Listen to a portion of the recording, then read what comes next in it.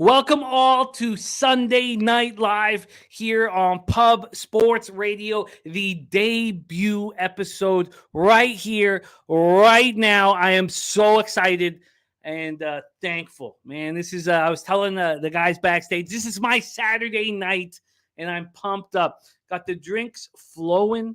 This is my first drink since Super Bowl Sunday. So I might get a little, I don't know what's going to happen. I don't know. You know, it's a mask. I don't know what's going to happen after a few drinks. Hopefully I'll be winning and we will be winning together. Shout out to Cappers joining us off the hop. We got Real Deal Prime and Andrew G both talking about Jake Paul versus Tommy Fury. We will be discussing that as well. All games are open for discussion here on Sunday Night Live, but we have two games that we're going to be focusing on the most. Shout out to Trot Wam, who's going to be joining us shortly. There is Sammy Calmer in the house, Cash and Tennis. I love it. We are going to be talking about two games that start in 29 minutes. In the NHL, that's Tampa Bay Lightning at Pittsburgh Penguins. Both teams on the second half of a back-to-back. Both teams playing their third game in 4 days. We also are going to be talking about the Toronto Raptors at Cleveland Cavaliers, Rocket Mortgage Fieldhouse. Raptors on the second half of a back-to-back after beating the Pistons 95-91 yesterday afternoon. They've won 4 straight. They've covered once in their last 5 games, though. So we're going to be discussing that spot with the Cavs coming off an embarrassing game Friday night against the Atlanta Hawks, where the Hawks just completely took over. Sammy Comer says, why is Pitt the fave? I think Pittsburgh will win this hockey game. Not enough for me to bet it. But I have interest in them. I have interest in them live. We'll talk about all of this. But I think that the line is right. I think it should be Pens minus 115, Lightning minus 105. That's exactly how I would line it as well. Gerald Jones ready to get to work. Eric Jones, Leonard Porch Jr. So without further ado, let's get right to work. But first off, I want to thank you guys so much for rolling with us here. This is to you guys. Thank you for supporting my first show, Sunday Night Live. Pull out a little tech for this.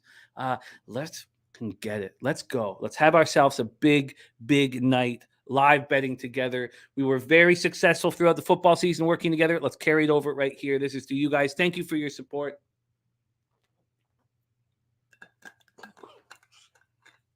Ooh. Hi, yeah. All right. The Stingham Scorp says, I know it is not the Paul Fury fight. However, my alma mater, UCF baseball, swept Clemson this weekend. Go Knights. Respect. The Stingham Scorp in the house. The Stingham Scorp. Gerald Jones says, let's get some money on watching Huskies plus 6.5. Okay, so let's break this down. We're going to have cappers who are going to jump on the show, Dabby Cab, other cappers who are going to give us a quick college basketball look. We're going to have mainstays on the show. There's going to be 3 as well as me, so 4 in total. And then, Gogster is going to be joining later. We're going to have things moving later. We're going to be focusing on these 2 games. I'm going to begin by breaking down the Lightning at Pittsburgh Penguins. And then we're going to bring on your first guest who's going to give us his look on Lightning Pittsburgh Penguins. Then I'm going to quickly break down the NBA game. Then we're going to bring on our second guest, Trot Wam. So LJ will come on first, LJ from HTown, then Trot Wam, and then Billy Brisbane. And then the focus will be on Raptors Cavaliers. So let's get right to work here. 6 p.m. Eastern, Tampa Bay Lightning. There's Dom Play in the house. Great to see you, Dom Play. Tampa Bay Lightning, 37-17-4, 15-13-1 on the road at the Pittsburgh Penguins, 28-21-9, 59-4 at home. Winners Circle joining us. Hey, yo, what's happening? Winners Circle, PPG Paints Arena, Pittsburgh, Pennsylvania. Both teams are on the second half of back-to-back. Both teams played their starters last night. So we have Brian Elliott in net for the Lightning, 9-3-2, 2.90 goals against average, 904 save percentage. The number 1 goalie, Andrei Vasilevsky, was absolutely spectacular last night. The Lightning coming off their second win in 3 games, 3-0 at Detroit. Vasilevsky shut out the Wings. The Wings outshot the Lightning 45-18. Now, I know that there are cappers who believe in the Lightning here, and I'm not one of them. We saw a similar situation happen last week. The Jets played the Rangers. They beat the Rangers soundly, but they were outshot 51-21. The bounces went their way. Hellebuck was spectacular in net. Then they had to play again the following night against the Islanders, and they lost to the Islanders. When you get outshot that badly and the bounces go your way and you get a victory, I just don't see it happening the same way 24 hours later. Tampa, though, is now 2 points back of the Leafs with 1 game in hand. Having home ice advantage against the Leafs in the playoffs is very important. There was a while there where we thought these games weren't important to the Lightning and the Leafs. I think they are now. I think you want home ice advantage in that series. I think it's very, very important. Let's take a look at the line history here for this one. This one opened up side or money line wise with the Penguins at -103 at Pinnacle. They got up to -110. They're now -108, a 5-cent move towards them. I agree with that move. Totals wise is opened up at 6.5, juice to the over. There's been a 9-cent move to the over. I also agree with that. I really do agree with that move because you have Elliott going up against Casey DeSmith for the Penguins. DeSmith 10-12-4, 3.28 goals against average, 904 save percentage, no shots. There's my guy Von Polo in the house. Tampa Bay 5-2-3 over their past 10, 20.6% power play, 85.2% penalty killing. Pittsburgh's not being good. I get it. 4-6-0, 18.2% power play, 75.9% penalty killing. I believe it was Mike M. It might have been Dave Rogers, but one of them said everybody wants the Penguins to be better than they are. You know, when we was talking about the Oilers-Penguins game where the Oilers smoked them. So one more note about the Lightning is that, before we get into Pittsburgh's breakdown, is that they're a completely healthy squad, but defenseman Eric Cernak is serving the second game of his suspension for elbowing Kyle Okposo. So that was during Thursday's game. He's a reliable defenseman. He plays 19-19 a game. He's out of the lineup. Penguins snapped their 4-game losing streak with a tougher than it should have been 3-2 overtime win at St. Louis, but they outshot the Blues 48-27. Jan Ruda played his first game, their defenseman, since January 14th, and they're getting healthier. Petrie's back as well. So Sidney Crosby's been completely snake bit. No goals, 2 assists in his last 4 games. He's not been very good. He's been a -4 with 15 shots. I expect him to be better. He's been on the second line with Zucker and Rust. So I do want the Penguins. Am I going to want the Penguins when the Lightning take a 1-0 lead? I'm not sure. I'll have to see what that number is. I didn't like the Penguins enough to bet them pregame, but I do like them. I also want the over. If we can get through 7 or 8 minutes without a goal, I'll probably take my first shot at the over. Sammy Comer says, line tells me Pittsburgh wins. I think the cap tells me Pittsburgh wins this hockey game. Look, this is not the playoffs. This is a must-win game for Pittsburgh, and it's not a must-win for the Lightning. The Lightning are a better hockey team than the Penguins, but here tonight, at home at PPG Paints Arena, with both backups in net, I think Pittsburgh could and should win this game, but I don't think enough to bet them pregame. Let's bring on your first guest, coming to us from Houston, Texas. The man, one of the few American unicorn cappers that caps all sports and does a spectacular job at it. Can't wait to have him here on the show. Can't wait to rock with him here on Sunday evening. Please welcome from HTown, LJ in the house. LJ, how are you, my man? Toast to you, Jimmy. Thank you. Pleasure for being on your first debut of Sunday Night Live, capping these games. And Jimmy, you do know when we're live, we're capping, we make money, Jimmy. It's been a continuous thing we've been doing since the football season, so we're going to continue to keep doing it tonight, Jimmy. But I'm on the other side of you on this game, Jimmy. I got to be on the Lightning. This is a revenge spot. They lost to the Penguins October 15th, 6-2.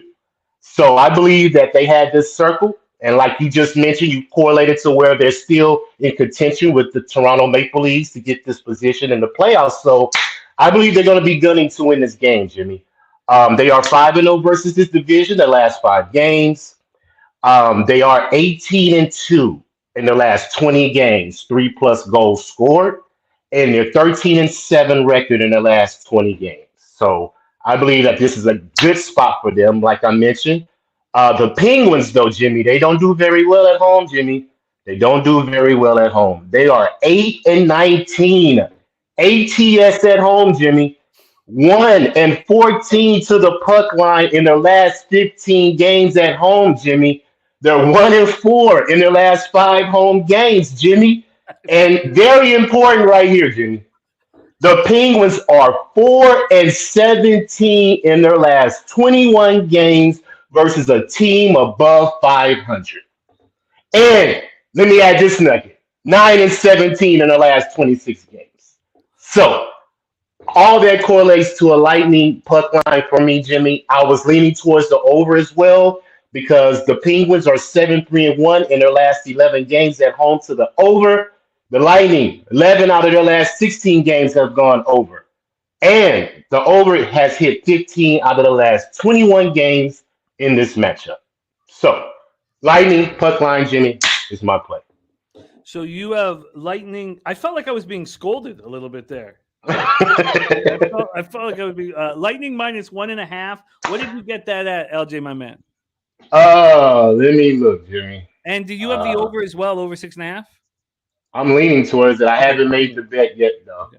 Lightning -1.5. Well, I could plus 225, Jimmy. Plus 225. All right, LJ has moved on the Lightning -1.5 plus 225. Nate Dogg looking at Hedman over 2.5 shots on goal. Ronnie Lofton says he needs the Penguins game over 5.5 to complete a plus 289 ticket. He's also on Mobley over 26.5 points and rebounds -105. Dana Delp in the house. Great to see you, Dana Delp. Nate Dogg looking at Siakam over 24.5 points. Look, as a fan, I wanted to be on Siakam over 24.5 points, 25 or more. And I could not do it. I just he'll have a much more difficult time against Evan Mobley and the bigs on the Cavs, and I couldn't do it. But Nate Dogg, Toronto kid, I'm going to be cheering for that. Nate Dogg with you bad. Let's begin our breakdown of NBA action here. Our simultaneous live bet stream: Toronto Raptors at Cleveland Cavaliers. We're going to hear LJ's take, and then we're going to bring on Wham Bam 3000 for his looks on the spot. So Toronto Raptors 30-31, 11-18 on the road. Cavaliers 38-25, 25-7 at home. We're at Rocket Mortgage Fieldhouse in Cleveland, Ohio. Toronto 4-1 over their past 5, playing at the pace of 100 possessions a game. Cleveland 2-3, playing at the pace of 95.60 possessions a game. There's Dan Kelly. Perfect. I was hoping you'd be here, Dan, for the Cavs game. I know you know this team intimately, and perfect. Thank you for being here. So let's start with the line history here for Raptors Cavaliers. We saw an initial move towards the Raptors, and then we saw it again earlier today. And look, I get it. I get it. When you see Raptors +7, maybe you think that there's value there, and went back 6.5. But it's at 7.5 now, which is probably where it should be. Over at Pinnacle, the same thing happened. Pinnacle, they opened this up 6:44 this morning, 6.5, and the move was towards the Raptors. The Raptors went from +6.5 to +6. Since then, 6.5, 7, 7.5, and I would say I agree with that. Totals wise, this opened up at 214.5 and it shot all the way up to 218.5. I think that's too high. It actually got to 219 at 5:10 p.m. As at a pick'em. That's too high. I agree with the buyback at that point. And I came very close to having a pregame bet, but I was like, you know what? Let's just, and I'll tell you the cash I have at hand for these two games, the budget I hope to stick to. So it's at 218.5 right now, and it's juiced to the under. Juiced to the under. Let's take a look at the cash flow here for this one. There's Stimmy OG in the house as well. Nate Dogg says he'll take +7.5 on the Raptors. Serious business, ready to get to work. So here we go. We have 40,889 tickets in. 48% of the tickets are on the Cavaliers, and 89% of the cash is on the Cavaliers. The sharp money's on the Cavaliers. I agree with that. 86% of the tickets and 95% of the cash is on the over. Has it gone too far? Raptors on the second half of back-to-back after their 4th straight win, 95-91 at Detroit yesterday afternoon. Siakam, 29-8 points, rebounds, 3 steals, 2 block shots. And as I said, Mobley will give him a much tougher game. Raptors couldn't shoot the ball yesterday. Is that going to change today? They were 37.5% from the field, 7 of 26 from 3. They also hit 64.7% of their free throws. If you had the Raptors on the spread last night, you lost it at the foul line. Now the Raptors have won 7 of 8. They're making a playoff push. This game is the second of 7 of 8 on the road. We're gonna find a lot about this team right now. And as I said, they've covered just one of their last 5 games. Van Fleet is out for personal reasons. This will be his 3rd game away. Gary Trent will stay in the starting lineup as a point guard. Jeff Doughton's rotation minutes have gone up. He's gone past Malachi Flynn, the ever disappointing Malachi Flynn. The Raptors are also 3-0 against the Cavs this season. Cavaliers coming off their 3rd straight loss, 136-119 at Atlanta on Friday. They were down 81-57 at halftime. They're a completely healthy group. They have no excuse for that Friday night debacle. Take it away, LJ. How are you getting paid? Oh, so for me, I want the Cavs and I want the under. And I want better lines at both. If the Raptors get to double digits, I'll think about taking them. But my plan is I want the Cavs and I want the under at better numbers than are available right now. LJ, take it away. How are you getting paid? Yeah, I'm right with you, Jimmy. I want the Cavs and I want the under at a better number. But I'm going back to the well. Traditionally is what I do. You just mentioned the Cavs. This is a triple revenge spot for the Cavs. You just mentioned it. They've lost 3 times to Toronto this year. But Toronto's not playing well right now. But they do come out in the first quarter and try to step on you. They're 11-4-1 straight up in their last 16. 5-0-1 in their last 6. LJ, we're having some mic issues there. A little, see if we can mess with it. And want to hit me again? Okay, we're gonna get LJ right back. Get his mic working because he's gonna be here for the long run. Let's bring him in and see if we can get this straight. LJ, you hear me? Yeah, that's better. Let's go. Okay, all right. Yeah, I said the Raptors, the first quarter, 5-0-1 in their last 6. So this is where they come out in the first quarter and step on this team, but they kind of digress towards the lower part of the game because in the first half on the road, they have a minus -0.7 point differential. And they're only 6-11 on the road versus the East on the season. So I believe the Cavs triple revenge spot, being that they're 15-3 at home versus the East, which is they play very well in the spot. I'm going to take the first half under because they're 23-10 to the first half under at home, 10-2 in their last 12. I believe the Raptors. I believe Cavs will play defense today on the Raptors. The Raptors are only averaging 54 points in the last 3 games in the first half. Cavs 7-3 straight up in the first half in their last 10. So I believe they will get that first half, but I'm just going to stay away from that because the Raptors could come out and cover it. But let's just stick to the total, which I've been winning consistently throughout this year. Cavs total under 112 first half. And a couple books. It's funny. We have some books that have gone to 111.5. We also have some books that have gone to 113. So there's some confusion around where to place this. 112 for LJ. First half under 112 minus 110. Dan Kelly has a very interesting point. He says, if Cavs are not focused here, they'll never be focused. He says, got to be first quarter Cavs. Dan Kelly says, Gary Trent Jr. stuck his 7-inch fingernail in Garland's eye in the first game of the season. Remember that? I remember that well. You're absolutely right. I'd forgotten, though. But you're right. Yeah. I remember that well. He says, Darius goes off. All right, so we have action from LJ. First half under 112 minus 110. We're going to be live betting this together. We want to hear your action in the chat as well. Let's bring on your next guest. We head to Los Angeles, California for your next guest, Compton in the house. And of all of the NBA cappers that we work with here on the channel, this is the OG for me from day one, from that first trip that I made to Vegas when I'd moved down south. Him and Big Boss came through. He won the poker tournament, picked up 2K. But this guy's a OG, ride or die, and I love him. And I wanted him for my first show here on Sunday Night Live. So please welcome to the show, Mr. Wham Bam 3000. Wham, how are you? Yeah, man, we in this motherfucker, Jimmy. What's up, bro? What's up, dude? What's up, LJ? Hell yeah, bro. What up? Yeah, I'm glad to be here on the first show, like my man said. Toast to Jimmy for having us here. You know, having us here on the day that I get to watch the Lakers live. Hopefully they make this comeback and complete it here with the defense being trash for the Mavericks, obviously. And Austin Reeves just talking crazy right now. I don't know if you guys are watching that game, but he just told Josh Green, "You ain't shit. I'll fuck you up." Literally on live television. Hilarious. I know you guys don't see that there. So shout out to Dan Kelly. Shout out to Dan Kelly. Shout out to everybody. And yeah, man, let's talk about this game. Coming off the Dwayne Casey revenge game, the Raptors, bro. I love the hat, Jimmy. Yeah, man, I'm happy to be here, bro. Well, how are you getting paid on this very Raptors to Cavaliers? Big trade in the NHL, Rem letting Manil. I didn't know that this had happened today. Timo Meyer now on his way to the New Jersey Devils. Devils fortifying. Wham Bam, how are you getting paid in Raptors Cavs?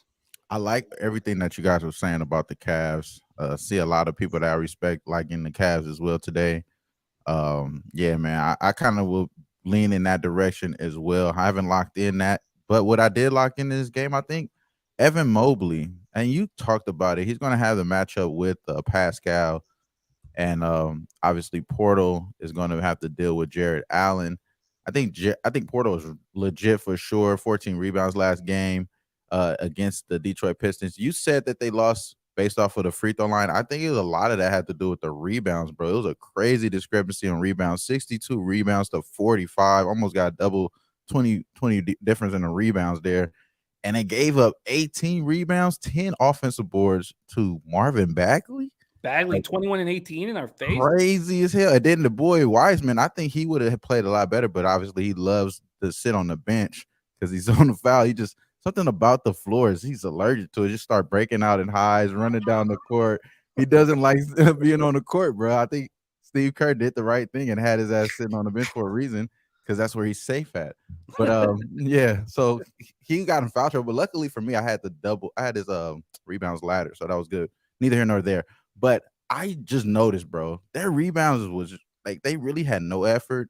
This is coming off a back-to-back. Now you have to play a team that's kind of a little bit more rested, that's been losing. I mean, this team has been losing pretty bad. I mean, as far as the Cavaliers, they haven't won since coming out the break. They lost the last game going out the break. So they're on 3 games losing streak here. Philadelphia, Denver, Atlanta. Unfortunately, they had to play Atlanta after they fired their coach. So, kind of a little outlier there. But, the other 2 games, you got to put it into perspective there. So I agree with you guys with the Cavaliers revenge spot, triple revenge spot, like you said, LJ.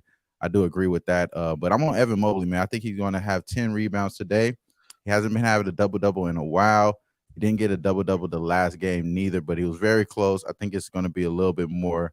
They catch these guys at the right spot, and he gets the double-double because they're going to try to shoot. I think they have to shoot this Cleveland team in order for the Toronto Raptors to win. They're not going to be able to take it in the paint. You got to do what they're terrible at doing. They're terrible at guarding the 3. Over their last 5 games, if I'm not mistaken, they're 29th ranked in guarding the 3, only just behind the Sacramento Kings, who just gave 175 points and shit. So, 43% is what they're giving up to opponents on 3. I think that's the way I would be looking to attack. If I was to cap the game, like how you like the cap, Jimmy, what would the coach think to do on the other side? I think if you're Nick Nurse, you got to take advantage of that and try to get these guys on some threes here. Pascal 3 is probably a good look. I think that's going to be the case, and then along with Evan Mobley getting those rebounds. So I like the double-double for Evan Mobley. I got that at plus 135. That's an official play for me. And, yeah, man, that's the way I'm going here. Mobley double-double plus 135. I really think for the Raps that the Gary Trent, with Van Fleet out, for personal reason, is Gary Trent. He's a hot and cold player. I think we'll know 5 or 6 minutes in. And I think the total's almost he's such a big piece of this total. Yeah. Because if he is hitting his buckets, if Trent goes off, if Trent hits his over, this game goes over. If Trent is cold, then the under is going to be in play. We'll know right off the top. Lee Davis joining us. Lee Davis. So let's bring on your next guest here. But Lee Davis, what I decided to do here, I came close to moving on the Penguins, very close, and I didn't.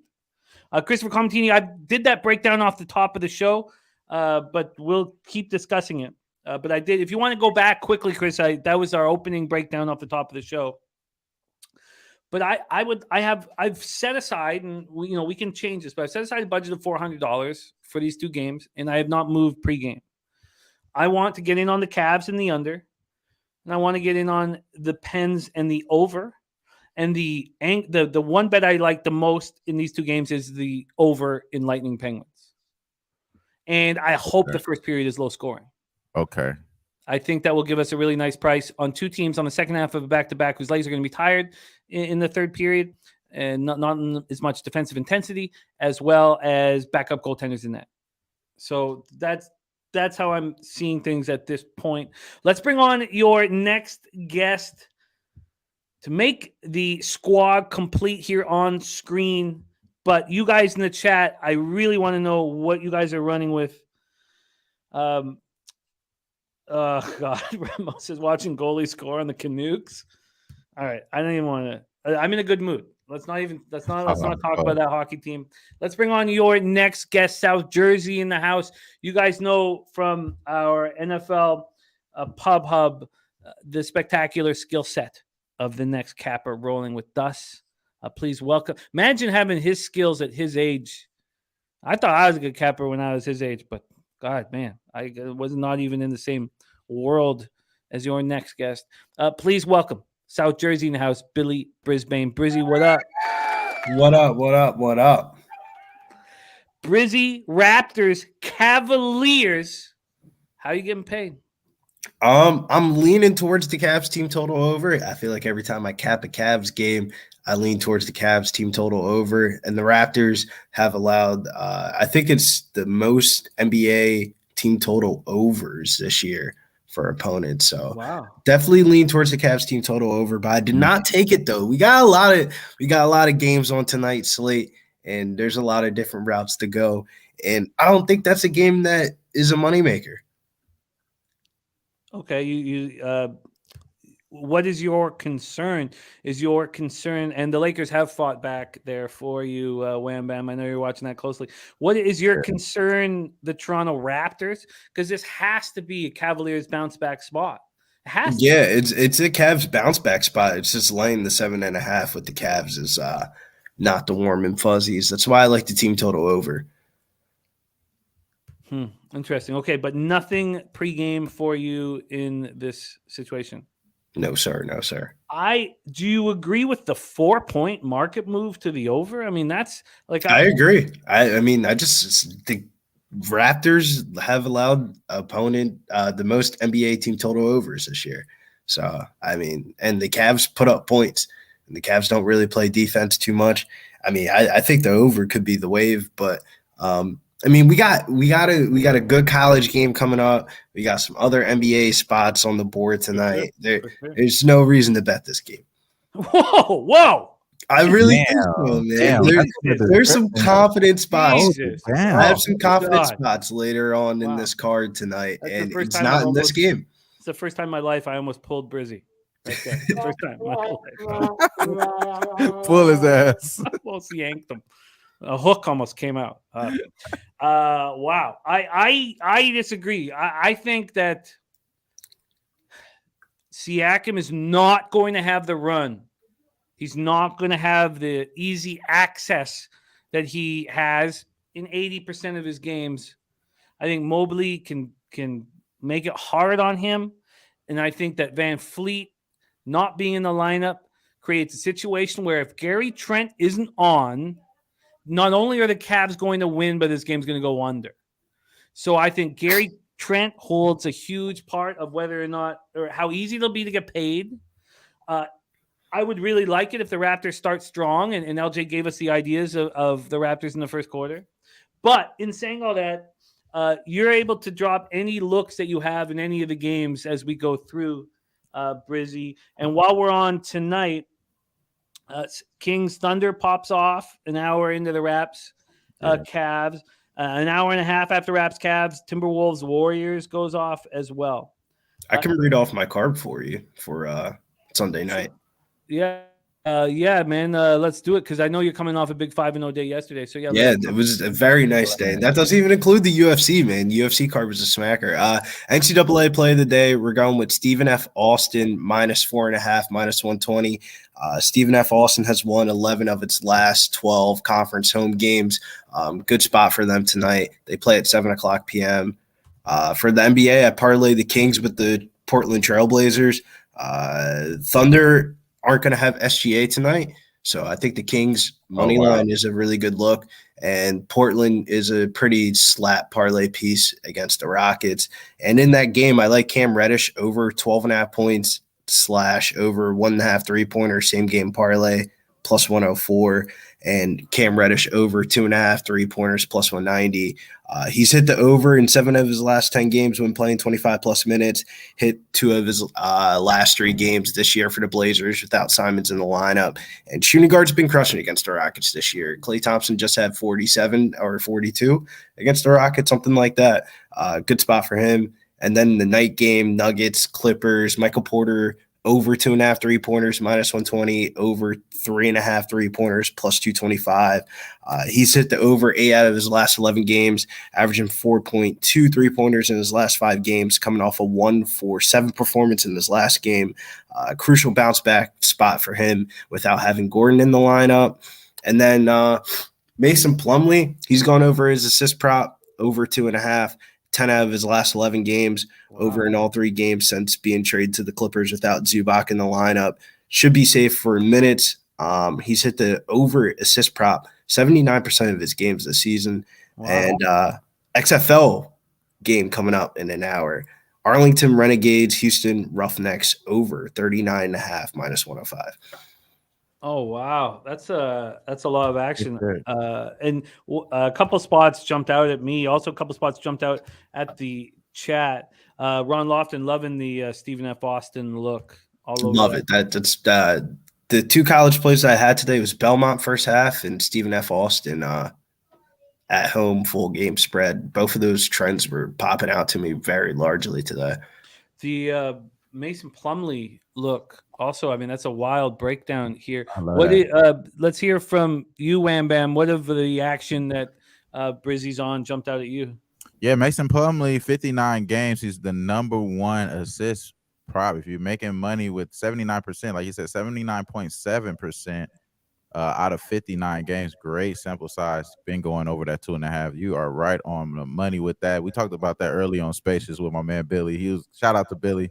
He's like, man, you gonna be on the Jimmy show? Like, yeah, bro, we gonna be able to break it down. But I'm with you though, Jimmy. When he said that it's not no money to be made in the game that we're gonna really be showcasing today, that's disrespectful, my boy. How you don't say that? But I'll understand because you got some good sharp looks. Shout out to my man Billy.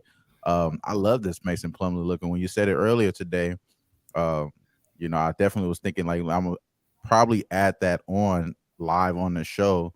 And honestly, right now, I do have some additionals for the rest of the game, but we haven't talked about. We got a lot of time to talk about the Clipper game, so obviously, I'm going to talk to y'all about Russell Westbrook, what I think he's going to do today, so that we could talk about that a little bit later. But for right now, in this game, wait, are you playing the triple double at 16-1? So I had the triple double last game, and obviously he didn't get the rebounds, but he had the double double. So this time, got to take that same approach, bro. You know what I'm saying? Maybe this is the double double ladder just as much as the assist ladder. So I took the assist ladder with Russ here. Got the 8, 9, and the 10, all at plus money. 8 is at plus even money. The 9 is at plus, I believe, 112, and then the 10. I forgot what I got that at, but at the same time. Do you like the double-double? It's plus 270 on FanDuel. Double-double as well because I expect them to get 10 assists. You know what I'm saying? It kind of completes my ladder for assists. So, yeah, I'm thinking about hopping on that. But what we were just talking about was that Mason Plumlee. I think I'm going to add that too, though, bro, because Cam Reddish too, man. I mean, he's been smashing. I mean, he's playing the Houston Rockets. I mean, he's going to put up all the shots. Shout out to LJ. LJ, what you think about that? I'm sorry, LJ. Cam Reddish is about to go. I'm sorry. No, you telling the truth, my friend. I'm smashing Portland's first half because Houston has nobody to score the ball. You know, the first thing I looked at when Westbrook had played his first game, you know, and I don't mean to hate, but I went right to turnovers. You know, just I don't know why it makes me feel so good, but I did. I went right. It was the first thing I looked. I get the box score out. Well, how many turnovers? And it's 7. Just pointed and laughed, and that's all I needed to see, and just move on with my day. You know, I kind of look. I like Kawhi Leonard. a lot. I like Paul George a lot. And they want to bring on Westbrook, and I have faith in those two men. And, if they believe in them, then maybe I should too. But, man, hard to trust Westbrook. But he is so much now. It's wild when you see a first ballot Hall of Famer who's put up some of the best numbers we've ever seen in the history of the sport have so much to prove. It's fucked up, man. It's just the sports is what have you done for me lately? Yeah, for sure. So, and he's not done much lately. Sky Dragon with a real interesting take. He says the Raptors match up very well against Cleveland. They do. They're 3-0 against them this year. He says 7.5 is beyond silly. Raps money line. That's from BG. He says Raptors going to be the scariest 7 seed in recent memory. Hey, I thought they were going to be a 6 seed. What did the Bulls? The Bulls change that so fast? Did the Bulls change that too fast? AD with the bucket. And this game is interesting. I'm hoping for overtime because I got the over, but probably Lakers go. That ain't gonna happen. That ain't happening. Yeah, the over is over with, but it's all good. We did cash the DeJounte Murray over 1.5 3-point make. Shout out to DeJounte Murray. Be on the lookout for that. It was hitting at 8 of the last 10 before we made the bet today, so it's 9 out of the last 10 now. So pretty good. It's good money with DeJounte Murray. Just be on the lookout for his 3-point break makes. It's at 1.5 too, and he had 4. LJ, your mic's cutting in and out again. If we could get that tightened up, that would be wonderful. All right, we are about to pop off both spots here. Lightning, Penguins, and it's Lightning Penguins start actually. Sorry, Anthem is going in Lightning Penguins, and we have the Raps, Cavs. DG, did you do anything on Lightning Penguins? Can we hear from you guys in the chat? One of the best things about our success in our live betting in NFL was hearing what you guys were on in the chat. So please let us know what moves you guys are making. Dan Kelly. Same game parlay. He got Allen over. Allen over 14.5 and Cavs money line at plus 120. That was the first thing I looked at was if I wanted to tie Siakam into the Raptors, and I got cold feet. I got cold feet with Mobley, and I got cold feet with the Raps. So Allen over 14.5 points, Cavs money line plus 120. Said when Allen hits his points, I will look to middle and get in on Toronto plus the points. This strategy worked really well for me with Milwaukee Suns earlier. Sky Dragon is not involved in the Lightning Pens game. I'm excited about this. So we got 2 games popping off at the same time. Fixes in is on Siakam over 1.5 threes. I'll be cheering that. Oh, this is going to be fun. This is going to be fun. Thank you guys so much for supporting our first Sunday Night Live. This is where we'll be every Sunday night forever, because when the football season comes back on, we'll go back to NFL. So, to my first 3 guests, thank you guys so much for being a part of the first show. And to everybody in the chat supporting it, it means a ton. Without the support, we don't get to do it. So we thank you guys so much. And I'm excited. I'm excited about both these spots. So again, I'd like to keep the budget within 400. And I want to get in on the Penguins, and I want to get in on the over. The over is the bet I want to get in on most of all. That's going to be the bet I'll be focusing on the most in the hockey game. Hopefully we can get 8 minutes of no scoring. And then in the basketball game, I would like to get in on the under, and I'd like to keep a very close eye on Gary Trent Jr. So I see what's happening. Okay, because I got two things on at the same time. I think one slows down when I got the other one on. But I'm money. I'm ready to go. Yeah, I got this XFL game on currently right now. Yo, you just defiant today, Billy. Oh, yeah. He's winning. The XFL has been money, dude. Undefeated in the XFL so far. I'm messing with you, bro. Come on, you know I love you, bro. I'm messing with you. All right, yeah, Crosby. You Big Boss been talking about that, man. The XFL is where the money's at, dude. We have the puck drop in Lightning Penguins. Again, Crosby I wanted to involve. I came close to same game parlay with Crosby and the Penguins, but I did not. Crosby left over 1.5. Crosby being a little snake bit. 2 assists, no goals over his last 4 games. Quick chance for the Lightning. Wow, quick chance for the Lightning early. So Crosby has 15 shots and just 2 assists in his last 4 games. And he's been playing on the second line with Rust. And who's he? And Zucker. I believe that's who he's out with right now. Yes, these live streams will be weekly. Sky Dragon every Sunday night. This is our first one, Sunday Night Live here, and I'd like to be hammering 2 games at once if we can do it. So that is the plan. Let's get it. And if I got to remember that I need to use my phone for the live bets as well. Let's get this up and add them here. Are we playing Josh Giddey props tonight? With SGA being out? I seen Dan Kelly say that right when you said that SGA was out. The first thing he thinks is Giddey over. That definitely makes sense. 3-point make for Dallas. They're down by 108, 109. Lakers up. 5 seconds left. I was hoping that it was a foul right there. That way they could tie it, go to overtime. But don't think I'm going to get that. Okay, we're almost at tip-off in Raptors, Cleveland. JB Bickerstaff. Shout out to JB. Underrated coach, man. Yeah, he's a good coach. Underrated coach, bro. Leonard's asking again about the Plumlee prop that Wham and Billy are on. Billy, can you remind Leonard about that Plumlee prop? Assists. Yeah, he's gone over 10 of his last 11 games over in 3 games since being traded to the Clippers. They're going to be without Zubac tonight, and he's gone over 79% of his games this season overall. So good prop for Plumlee. Over Good spot 2.5 assists, yeah. Minus 122 was the I got it at minus 130, and I'm cool with paying the juice. Again, it's the number 1 assist prop. If you've been betting this, it's the best assist prop as far as percentage wise. So yeah, take it. Too early in the Cavs Raptors. If you guys are watching Lightning Penguins, we're 2 minutes in and there's been glorious chances already. I think there's gonna be chances all night. That's my favorite spot that I would like to bet here is the over in that hockey game. All right, we are a minute into the basketball game. I should get that up here for my live bets. All right, live in game. Seemed like this is going to be a good game for Garland to drop dimes here.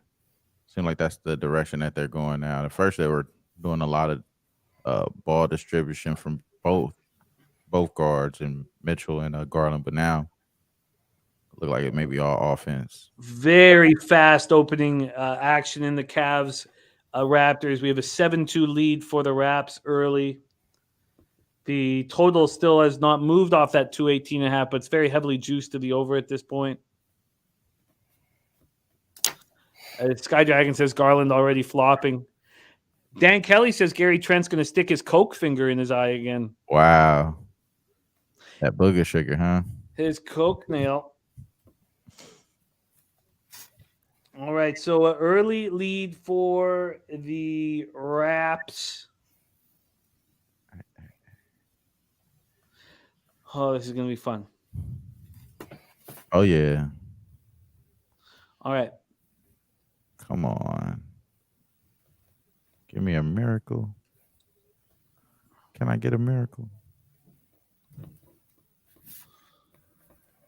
Ooh, Garland hits a big 3. God, he's silky smooth. Oh, God. Somebody get a finger in that guy's eye. That guy is smooth. You're a little ahead of me, bro. Well, the books are ahead of all of us, like course, usually yeah. like 45 seconds or so. Dirty bums.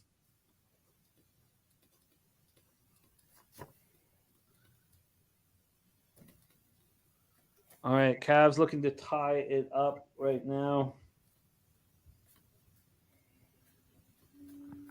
How's Mobley looking so far? Oh, you said who, Mobley? Yeah. Mobley's 0 for 1, shot a 3 in the corner, got a turnover. Only one person got a rebound, which was Donovan Mitchell. I was going to say, because I might get on the Mobley live. Yeah. Mobley just got a assist right now.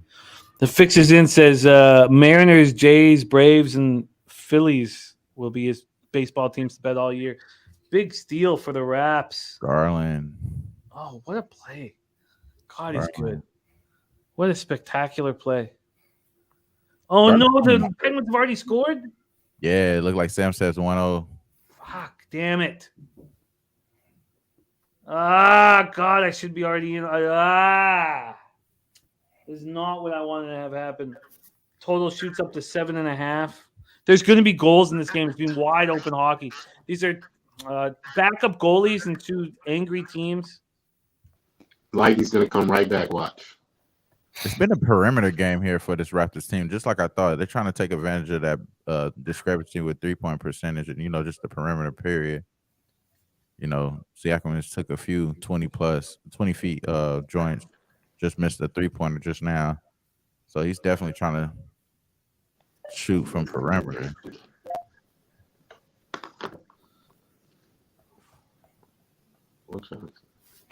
He said Garland already fobbing Sky Dragon. I heard you say that too, but now I see it. That's funny, bro. I just needed it to go to 8 minutes. I don't think I'm gonna get a chance to get this over. I should have bet a pregame. NBA TV. All right. That game's on NBA TV. Huh? That game's on NBA TV. I think I got a league pass on this shit. This league pass right here. I think. No, it's not. I was gonna say. I was about to say if that's on NBA TV, I will throw that on. Penguins have outshot the Lightning 5-0 so far in the game. You say no SGA, bro. Now it just makes me really want to hop on this De'Aaron Fox to have 30+ points. I think we just take the Kings. Yeah, we'd probably take the Kings here, but I think you get plus money with this 30. He's been hitting the 30 ball. Yeah, but it could be a Sabonis. It could be a Sabonis night. When he has 10+ minutes, he hit the damn 30 ball 6 straight times, bro, for De'Aaron Fox. I'll give you that. It feels like a Sabonis night. Josh was talking about that Sabonis triple double. That's definitely in the back of my mind. I don't know. Josh said it. Yeah, Josh said the triple double. I like that look. I like the triple double look. I like that. I didn't play it, but I definitely don't mind it. Damn, SGA really out. Jake Paul lost? Jake Paul lost. Split decision. Wow. That was a quick fucking fight. Man, I'm actually glad the state of New Jersey didn't allow us to bet. So the script was fake. They faked out the script. They said they gave us the script. Had everybody bet the fucking round 8. I heard it was like a fucked split though. Like they took a point off. Ah man, I'm glad I didn't bet that bullshit. Glad I'm more disciplined than that. I'm glad I'm more disciplined than that. If you did bet that, it's all good, man. Don't feel ashamed. You can look at yourself in the mirror next time you brush your teeth. Just know that 1-800-GAMBLER number is available for you if you do have a gambling problem. We do definitely want to send that out to everybody. I'm never going to bet none of those crazy. Like, come on.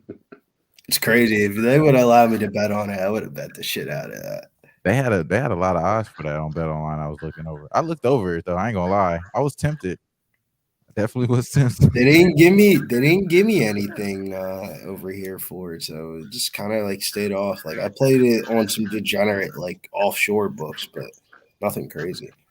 Dan Kelly says the Cavs look focused. We got the Fowlish Hound in the house. Great to see you, Fowlish Hound. Thank you for joining us on a Sunday evening, our first Sunday night live. Fowlish Hound. We're going to be able to hang with Fowlish Hound in San Antonio and D-Lou and Fowlish Hound. Man, it's going to be nice. Can't wait to try.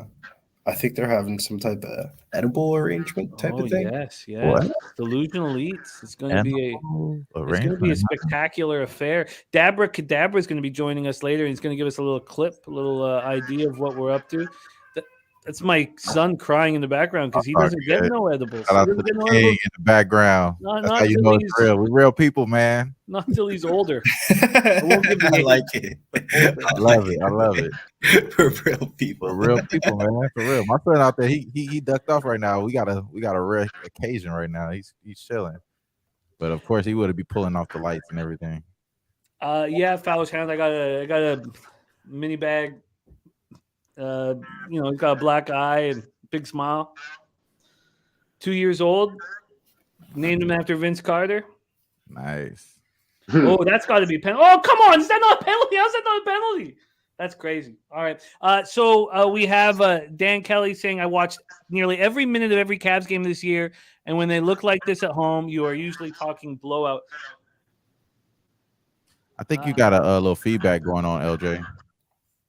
Yeah, I mean, we'll get LJ right. We got LJ's audio is usually money. It's not at this point, but we'll get him right. We'll get him right. All right. So we still have 1-0 Pens Lightning. There's so much offense going to be in this game.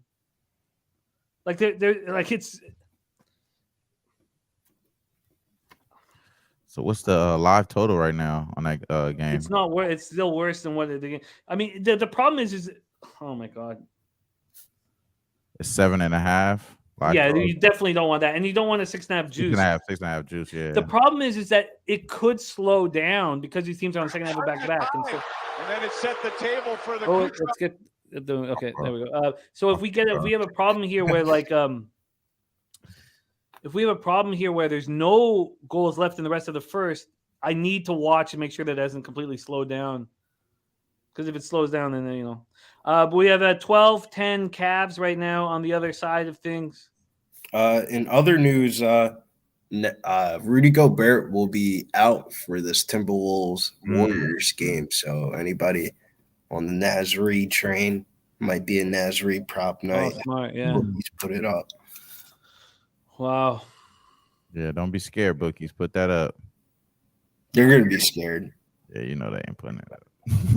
Yeah, they're not going to do it. They never give them out. They never give it out. Nah, So, they. Sometimes FanDuel will give it out to you like good, 5 minutes before the game. Wow, we have our first cash bet already. Fixes in cash to Siakam over 1.5 threes already. Sheesh. Man, I figured that, bro. I should have fucking bet that. Damn. Shout out to you, man. Respect. That was quick. He keeps shooting it. Man, that's crazy. Wow. Shout out to you, bro, for that. Oh, what a board, Scotty. Oh, come on, Scotty. Oh, don't let him do that to you. Scotty's a little snake bit. Yeah, my boy don't got a rebound or a point yet, man. It's all good, but we need to get out there, brother. Come on, Evan. Big Show picks in the house. Garland already picked threes. Garland looks so focused, man. Mm-hmm. He's silky smooth. Yeah, man. He's one of my favorite. Yeah, I gotta watch the fight, man. I can't believe Jake Paul lost. My phone's blowing up. Shout out to the fixes in, but the fix wasn't in, or was it? Jake Paul lost, bro. All right, I think if it can stay 1-0 for about 6 or 7 more minutes, we can get in on the over at 6. All right, so right now, obviously, we getting I gotta do this off my phone because I'm not sure why they keep playing the actual audio for the game when I go to the live. Stimmy, I want 2 things. I want the Cavs and I want the under, and everything that I've wanted in these 2 games has gone exactly in that direction. So obviously, you could say I should have probably pre-bet it, but the total's creeping up quick in the. Oh shit! I'm behind again. Why does this keep doing this? All right. So we have the score is starting to creep up in Cavs Raps. So we're back at we're back at the total from the beginning of the game. It was at 214 for a second there. 214 and 214.5. Yeah. And then it just went to 218. That's crazy. Yeah. I still want the under. I still want the under in this basketball game. I could understand that though.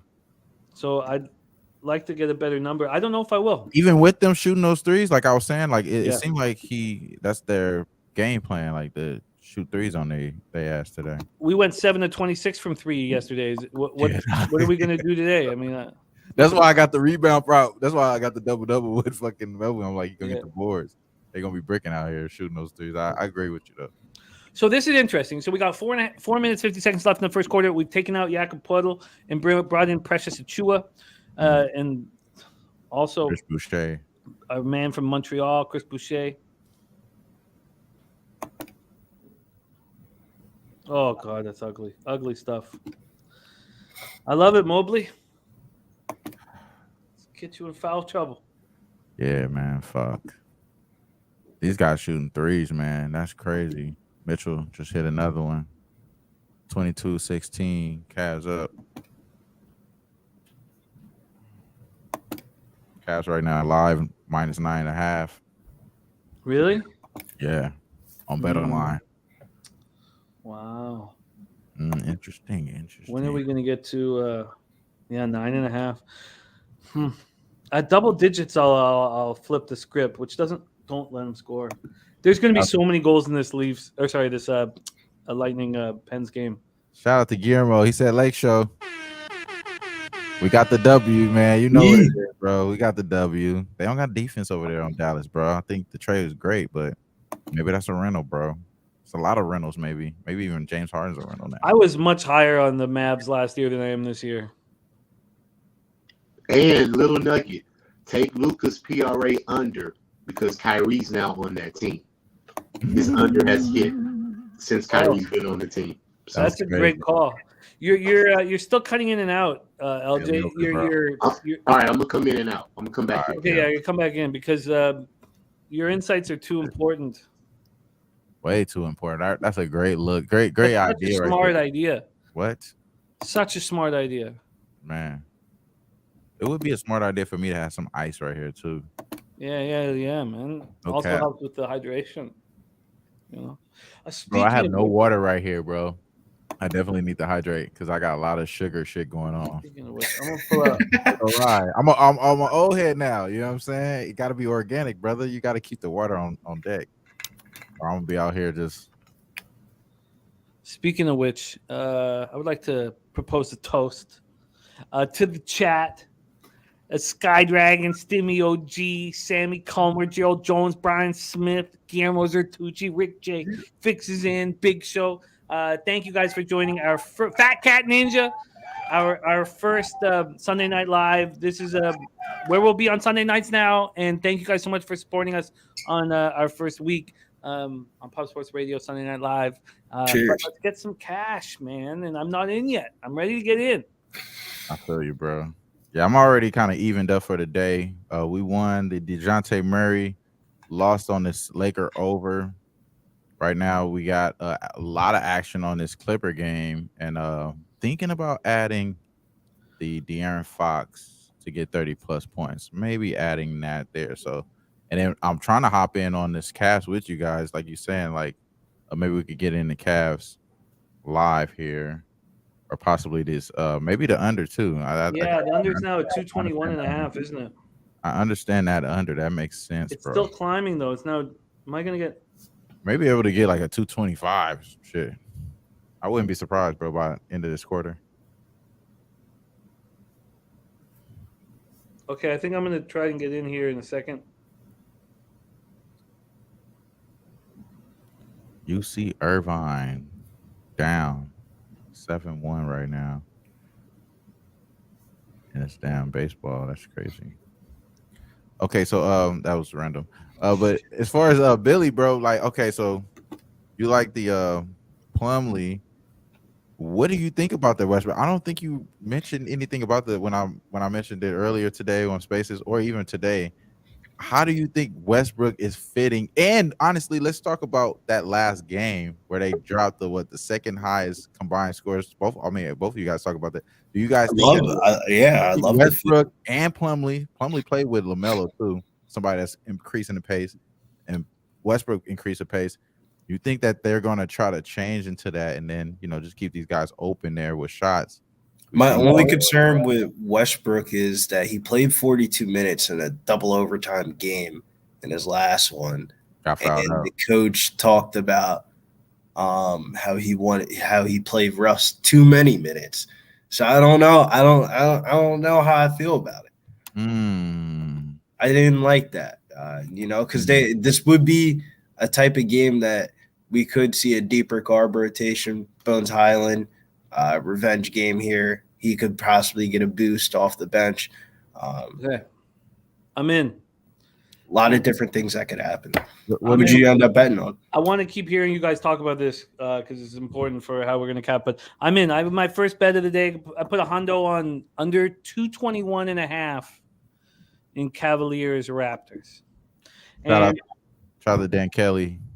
He said, "Hope we can tell the first quarter Cavs look like that's going Yes. down." Yeah, that's Yeah. it hasn't ended yet, but they're up by 11 points, 29-18.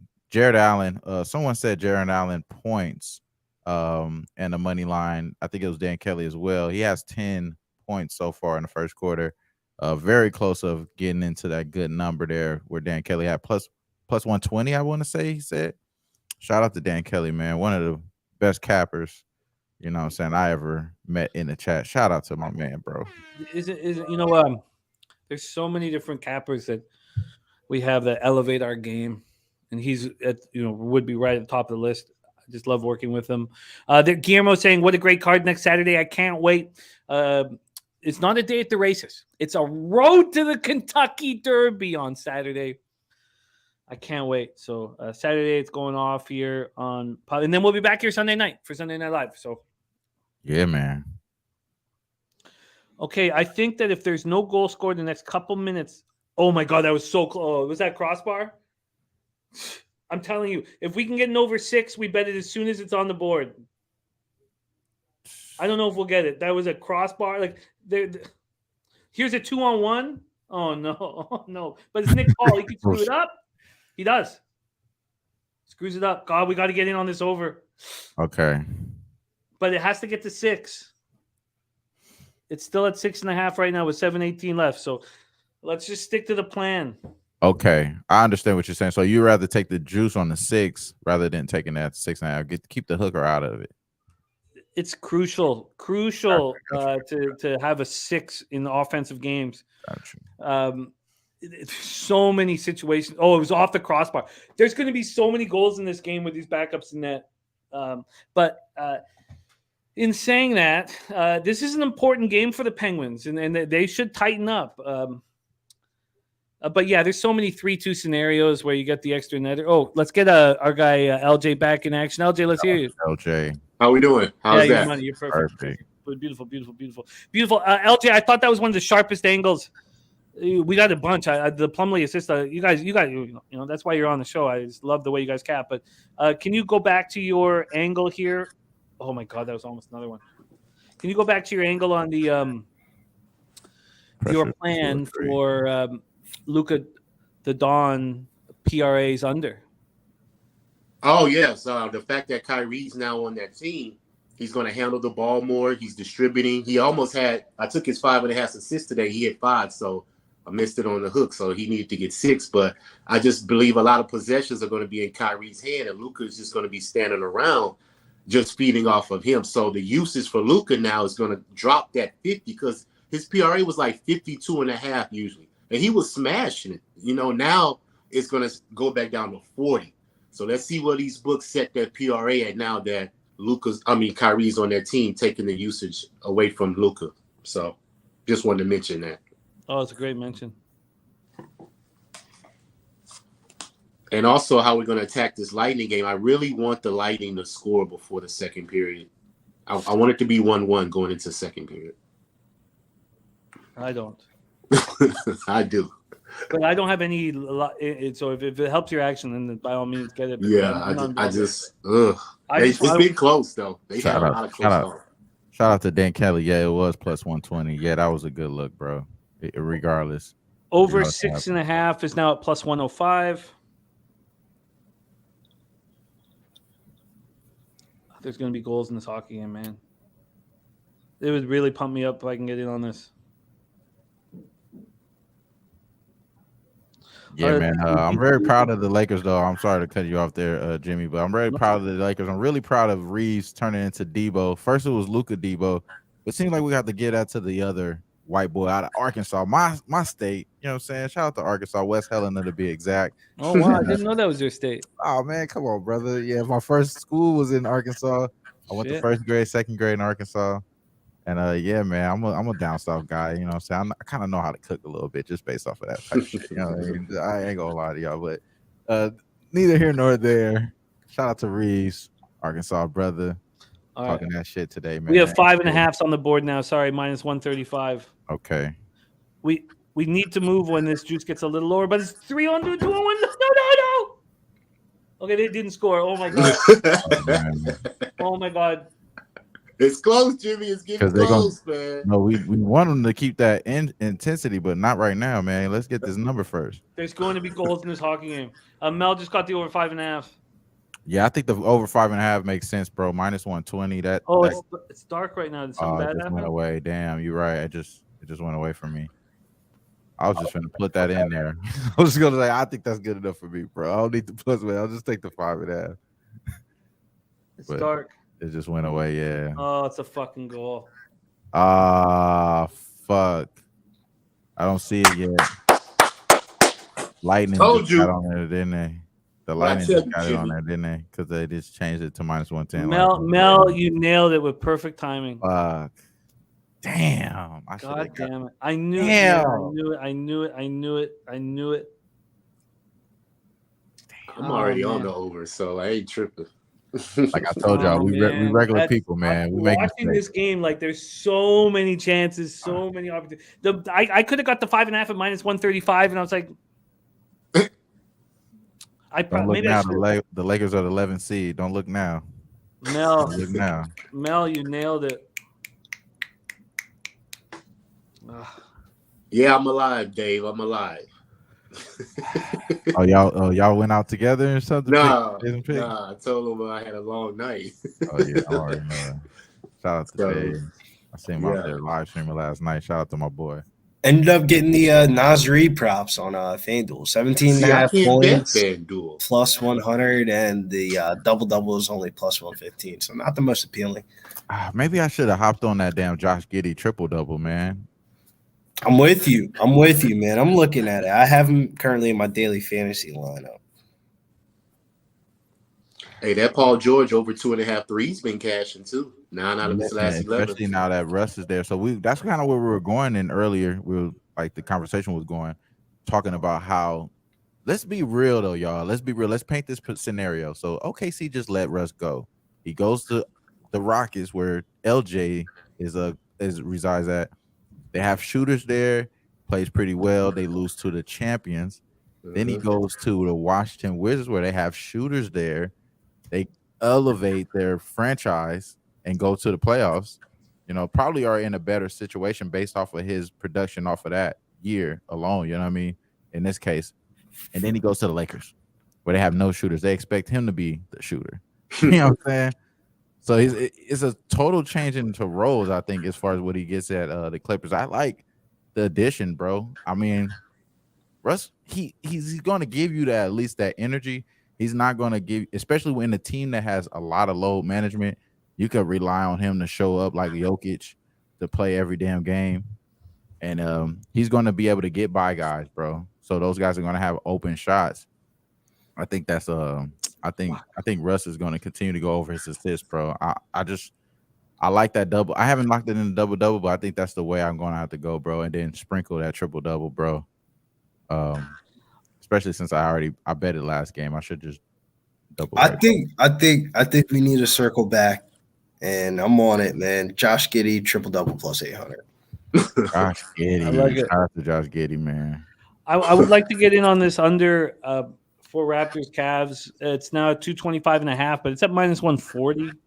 I'm not going to make a bet with that juice. So I'm going to sit here and pounce when I can. Mike M in the house. Dan Kelly just got on the Cavs second quarter money line minus 132. And Dan Kelly says, this is important. Got to remind everyone, the Cavs are a horrible third quarter team. One way to play that is to get on Toronto at halftime and then back on Cleveland after the third quarter, if that is a good middle. Thank you, Mike M. I hope you can jump on screen with us for episodes of this show, my man. So respect. Mike M in the house. You have any action that we should know about, Mike? Let me know. Plus 115. I'm gonna jump on that Josh Giddey plus 115 double-double. Then that's gonna ladder us up to the triple-double there at plus 852 at the triple-double. So I'm gonna hop on that with you, brother. Yeah, it dropped from 850 to 800 as I was placing the bet. I think that's the move, though. Everybody's going to bet the Sabonis triple-double. It went from 500 or 520 down to 420 now. Shout out to Dan Kelly. He said he hopping on that triple-double with us, man. God. Shout out to that. Giddy on up, baby, to the buckets. Giddy up. We just need the game to stay close. The total off the top of the second quarter just went from 225.5 to 222.5. Just unbelievable. You just it's live betting is an art form, and I want to get better at it badly. We had a great football season, but you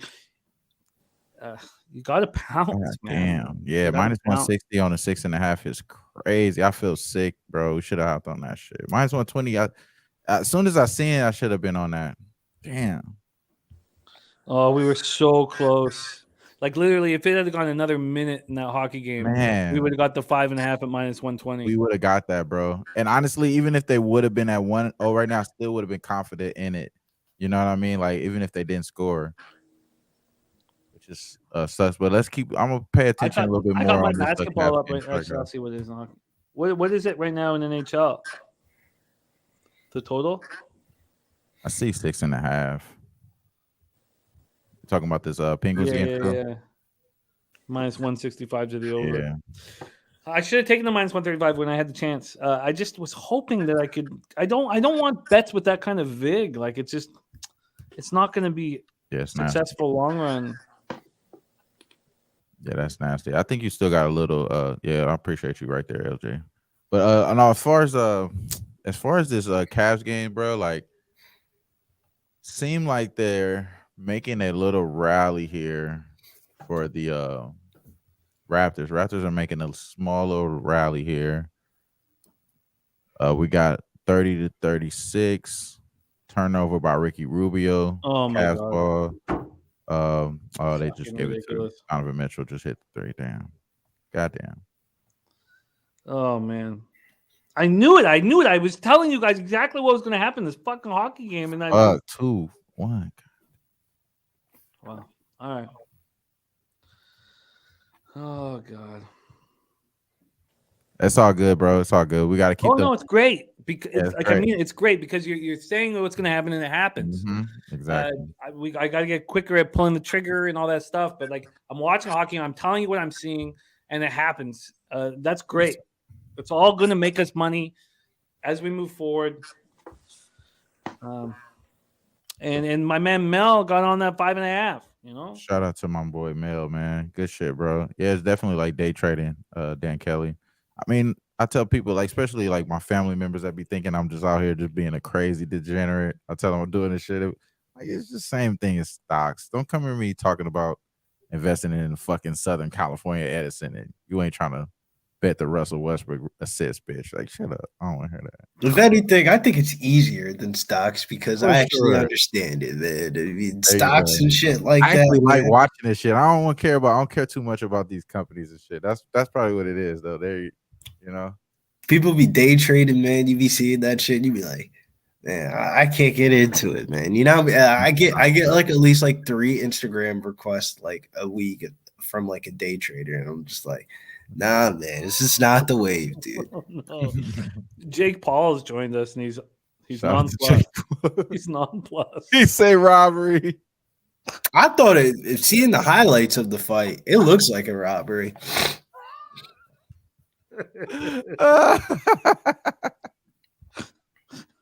This motherfucker come here and say robbery. That's hilarious. He's nonplussed. There's been 2 mistakes I've made already today. So I had a chance. I was telling you the game script. I was just waiting for the right number, and that's fine. And then in this fucking Raptors game, I want the under. I do not believe in the first quarter, the Cavs were 5 for 7 from 3, and the Raps were 4 from 8 from 3. Come the fuck on. The Raps just went 7 for 26 from 3. Cavs aren't going to keep hitting it anywhere near that number. Garland going off first quarter. And the 25.5 was just too juiced. But it went from 25.5 to 22, or 225.5 to 222.5, and I didn't get on it. But so I think with us waiting on this Cavs game under is probably a good move too, because it's going up 222.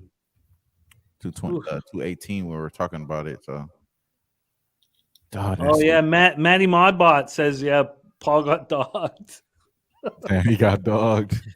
Jake, anyway, Paul, welcome. Thank you for joining us. It feels weird though that he lost the fight, but got a knockdown in round 8. Oh, Mel, my bad. Mel, if you're Yeah, I know. Yeah, that's sorry, Queen, or Key. yeah. Whatever you identify as. We're cappers. We're they. So don't worry about us, man. Oh, you're a wild boy for that. We just want to cap. We just want to cap, man or woman. We don't care about whatever goes on behind closed doors because we just want to cap. So, hold on, break the record right there. That's facts, man. I don't give a fuck. I just want to cap, man. Cap with my colleagues. Love it. So Mel, Paul says, "Hey, whatever, man." Mel, waiting, bro. 225, 225 and a half. We're getting at Jay says robbery. Anyone who paid to watch the fight was robbed. Yeah, that's but Mel, respect. Thank you for running with us. And my apologies for Mel Bridgman was one of my favorite hockey players with the Devils in the 80s. So when I think of Mel, I think of Mel Bridgman in front of the net with his big ass. That's what I think about. I think about a Bridgman in front of the net. So there's DJ Big Boss in the house. Big Boss. Oh God, man, I got all three of the guys on this show I get to hang out with in San Antonio, and I can't wait. Like, I literally just keep my head down and just work. I'm working because I know I got San Antonio coming up, and I can just enjoy. But they're right there, man. God. Shout out to my boy. He paid the cost to be the boss, man. Shout out to my boy, Boss. Yeah, we be out there. No wives with us, man. We're going to be out there living it up. That's funny. The Cashville Rican in the house. Ooh, big dunk for the Cavs. Cashville Rican, what up? Love having C-Mac. What up, C-Mac, my man, in the house?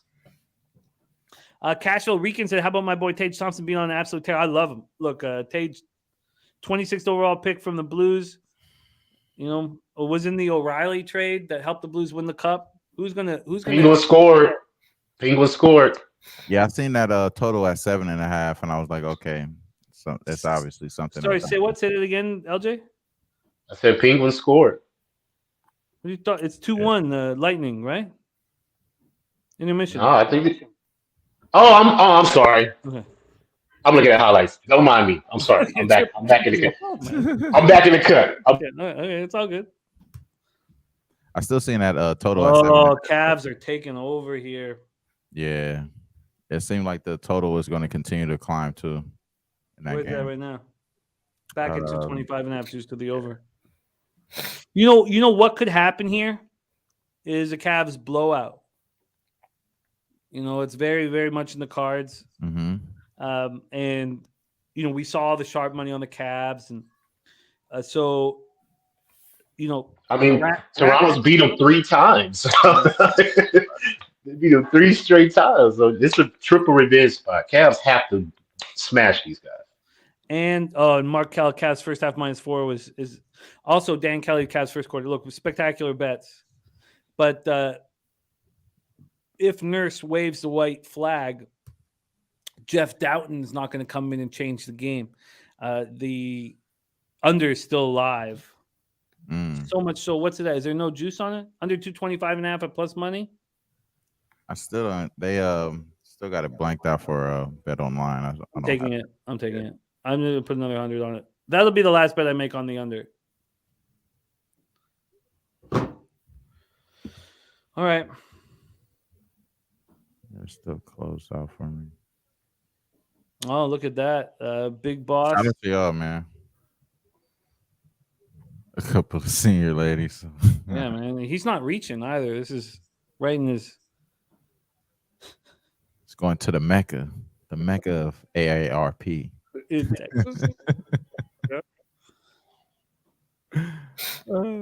Equinimus, I just took the under 225.5 in the Cavs Raptors game at plus 105. Guillermo says he'll be in San Antonio next year for sure. Yeah, man.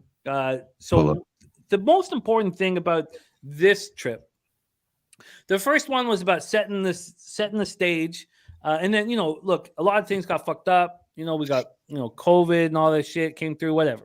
But we set the stage for what we want to do. The second year was just showing everybody, look, we're going to do this every year. That's it. We're going to do this every year. So you guys know, at the end of March every year, you want to do it up, come down. I'm going to turn this game off so I can get quicker on this one. If you want to, set some money aside, especially for those of you in the cold. Like I'm in the cold, man. It's snow everywhere, piles, mountains of snow. I know that in a month I'm gonna be in San Antonio. It's gonna be warm and hot, and I'm so thankful for that shit. And just know every year at the end of March, Publipalooza will happen in San Antonio. We're also gonna do other things in other cities, and we're gonna do Atlantic City and other things. But just you always know it, Wow, Dale Fix says DraftKings has the over under at 229.5. Wow. Yeah, the barbecue is what I'm really looking forward to, bro. That brisket, baby. Shout out to the brisket. It depends what barbecue place we're going to, man, because I got the luxury of going on Big Show's barbecue tour the week prior before y'all came down. Did you go to Salt Lake too? Did you go to the Salt Lake? Dude, I don't even know where we went, but dude, I thought I was gonna die, man. Like by the end of that day, dude, we smoked the blunt before we walked into the last place. And smoked the blunt as soon as we walked out of the last place, man. That's how full I was, dude. I was out of it. But that brisket place by Retama Park, not a good barbecue place in my opinion. It wasn't no good. we were. Are you talking about Ruby's? Are you talking about Ruby's? Ruby. Bro, you don't go there for barbecue. Did you see my man Ski? Did you see my man Ski? Listen to the man in Texas. Listen to the man in Texas. That's definitely a good. We were all in rough shape. Yeah, we're in rough shape, but my man Ski, that was the prime example. Ski ate that shit. It did not go down the right way. He was puking seconds later. Nah. I don't think it was. We got the beer. All I'm saying is I'd rather go the In-N-Out burger than Ruby's. No, you ain't gonna find no good barbecue in San Antonio. You gotta come to Houston, baby. We got the barbecue down here. I think we went to Austin. Yeah, Austin got some good food too. But what's the Lockhart? That Lockhart, Texas, or that's not too far outside of Hawks. Yeah, that's where it's really at. That's where. Yeah. Shout out to Lockhart. I can't believe you do that. I know where it's at. I'm a connoisseur. You feel me? I know where. I'm from the South for real. I just told you I'm from Arkansas. Come on now, y'all. Yeah. Lockhart be having all the barbecue conventions. Yeah, Lockhart's where it's at for sure. And we got a homie that we met out there in San Antonio as well. He's from Lockhart.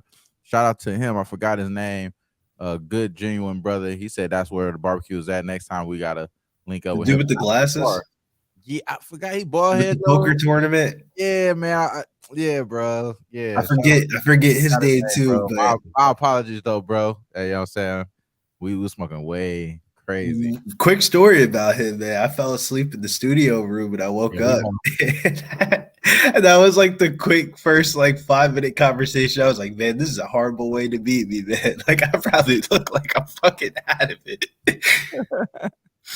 Nah, you was lit though, and it's gonna be. I'm probably gonna get caught like that a lot, bro. Dabby Cat, Dab tries to fucking kill you with the fucking weed and all this. Shout out to my boy Jimmy too, because now you're gonna have to indulge a little bit more. We gotta see Jimmy on that side. We see Jimmy Gomez. No, I'm talking about Jimmy, the bag right here. I was working way too hard. That's what I'm saying. Yeah, I was working but smoking. I was working nonstop. Too much work. This new trip. And I talked to Jeff about it forever now. I'm doing a Friday night show. That's it, or Friday morning show. Sorry, that's it. Nothing else. I'm gonna be partying with. Looking back on that trip though, Jimmy. No, you really were working that hard. I forgot about that. When we went down to Lake Charles, you had that 4-hour stream on Sunday morning. Stupid, like you said though, Jimmy, this one is all about just showing that we're doing it again, keeping it going. The first one was about putting the standard, making a standard. You know what I'm saying? So I understand the reason behind the being focused like that. But like I said, Dutch was faded. He had a good moment out there, and I'm trying to make sure we get Jimmy and myself.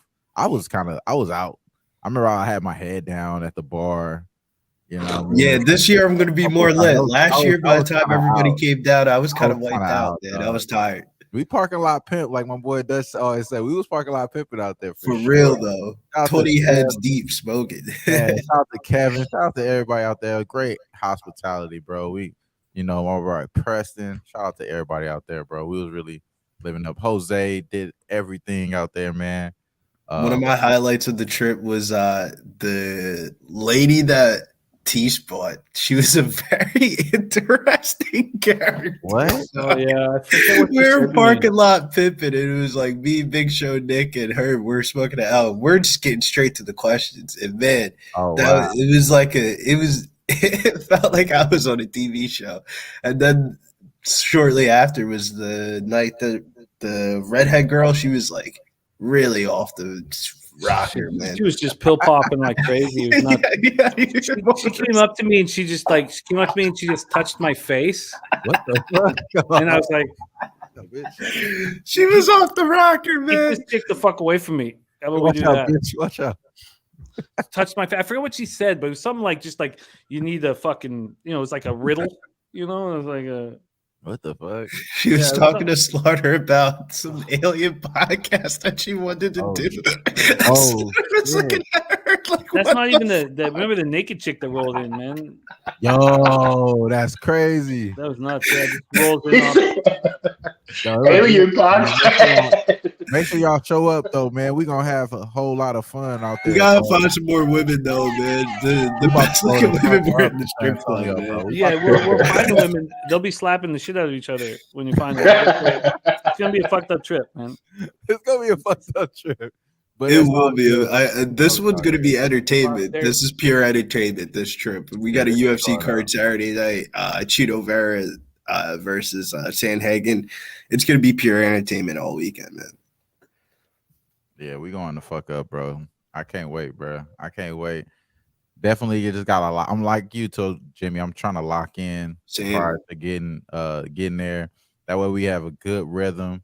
I feel like we had a good rhythm last time. It Definitely. was Jalen Green. I remember Jalen Green was the Jalen Green. was Jalen cashing Green. for us last time when I was out there. Jalen Green at St. Peter's, bro. St. Peter's was cashing for us. And Houston was cooking too until we went to the game. Ain't that a bitch? Like, you know what I'm saying? Nah, I knew it was the stay off. Cav said just go in the first half. That was Yeah. like the day that I really trusted Cav. That was like the first half. Forever sold first half bets. Shout out to Cav. Shout out to everybody that's gonna be out there, man. I can't wait to see all of It's gonna be family. great, man. Gonna be dope, bro. Let's talk about some action here upcoming. Brian Smith wants to know thoughts on the Warriors -1 first half. Let me just kind of. We have a minute and 55 seconds left here, and then halftime. Then the second period is going to start in that Pens game. Anybody who was watching our breakdown of the Pens Lightning game is about to make a ton of money. It's Right. okay if I'm not one of them. Not that I'm going to lose any money, but just I couldn't get the number that I was waiting for, and whatever. We'll deal with that shit. But this game that our guy Brian's talking about pops off in about 40 minutes. Timberwolves at Warriors. Let me just give a quick line history situation, and then we'll go around the horn because these guys, we got NBA experts on the show. So let me, here we go. The line movement here, this opened up at Pinnacle at -3.5, now -2.5. So a 1 point move towards the Timberwolves. Totals wise, it's opened up at 234. It's now up to 237. So we've had a 3 point move to the over. Cash wise, 58,110 tickets in. 34% of the tickets are on the Wolves and 53% of the cash. Certainly sharp action there. Then 19% of the tickets on the under and 34% of the cash on the under. Very confusing. Public on the over and it's going up. So who cares if there's bigger bets on the under? The public's on the over and it's going up. It's gone up 3 points. But there are some bigger bets on the under. Maybe some pros think it's gone too high. What do you guys think of this spot? Let's go around the horn, Brizzy. What have you locked in here for Wolves, Warriors? It pops off in 30 minutes. Talk about it. That was one of the only games that I didn't bet on the card. Very tough game to cap. It's one of those spots that feels like a Timberwolves spot, but I don't want to bet against the Warriors at home. And I don't want to cheat the system by trying to take them early because they're not a good first quarter team. So I got them starting off slow early. No Draymond out there tonight, but I think they covered the full game spread. But nothing I'm confident in. I can see a lot of points in this game. And the total's gone up 3 points. What about you? By the way, a minute 45 left in Raptors. Cavs up by 10. What about you, Wham Bam? What are you thinking there? So this game is interesting. Last game that they played was let me pull it up here. I just had it. It was on the 1st of this month. Minnesota won 119, 114. It snapped a 8 consecutive over streak in the head-to-head meetings, and they went to overtime in that game. The total was set at 241 and a half. Obviously, the total right now is at 237. I kind of would obviously I would agree with Billy, but this is one of the games I talked about earlier in the spaces that I think that it's kind of one of those trickier games, just like the Celtics game earlier today. Very short number for a team that you normally would think that is good at home, should be able to take care of home business. Thought the same thing with the Celtics earlier. They lost. I think the same thing with the Golden State Warriors. I think they might lose as well. You got Jordan Poole coming off of back-to-back kind of terrible nights, and then you got the guy Klay Thompson coming off of a crazy game, 40-plus point game in this game. So I kind of would think that there is a little regression from this Golden State Warriors. Obviously, they don't have the best shooter that we ever seen in Steph Curry. And eventually it's gonna bite them in the ass. I just think that you can't expect Klay Thompson to do this. And I probably was one of those guys this season talking mad shit about Klay Thompson, calling him Clank Thompson. You won't hear that from me anytime soon, bro. I will not say Clank Thompson. Clank. No, I won't. Sounds like a white guy's name. Yo, Clank is crazy.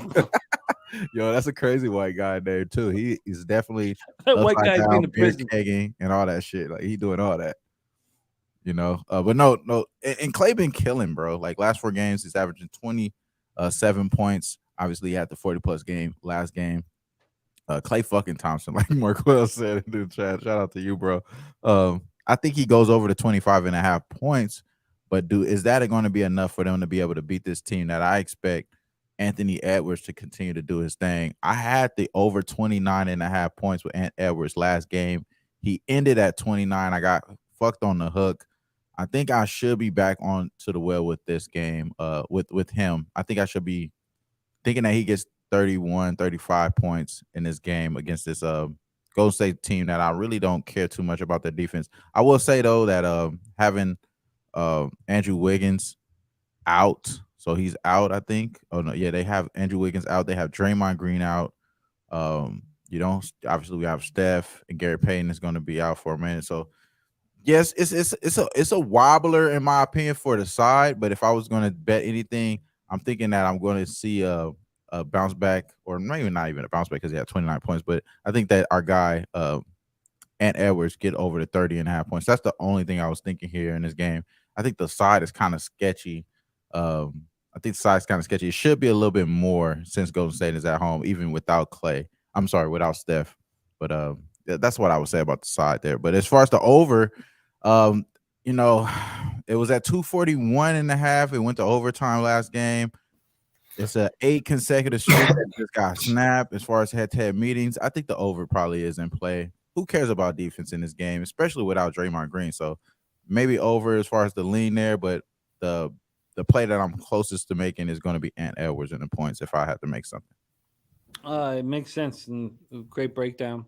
Let's hear LJ. We got it popping off here in about 25 to 30 minutes. Very fascinating game from a gambling perspective. You have a move or thoughts on Wolves Warriors? Yeah, I've already moved. Y'all can hear me? Yeah, your money. Yes, sir. Okay, yeah. I've already moved on the Warriors first half -1. I think it's too low considering how Good, they are at home in the first half. They're 13-4 ATS in the last 17 games in the first half. 8-2 straight up in the last 10. They're 5-0 in the last 5 at home versus the West. So first half was an easy play for me. I like to get in and get out. I just missed the under on this Cleveland Toronto about 4 points. So, you know, bad luck beat there, but I think I'll get it back with this Warriors first half. But eventually, I'm gonna smash Portland's first half over the Rockets. I think that's the play of the night.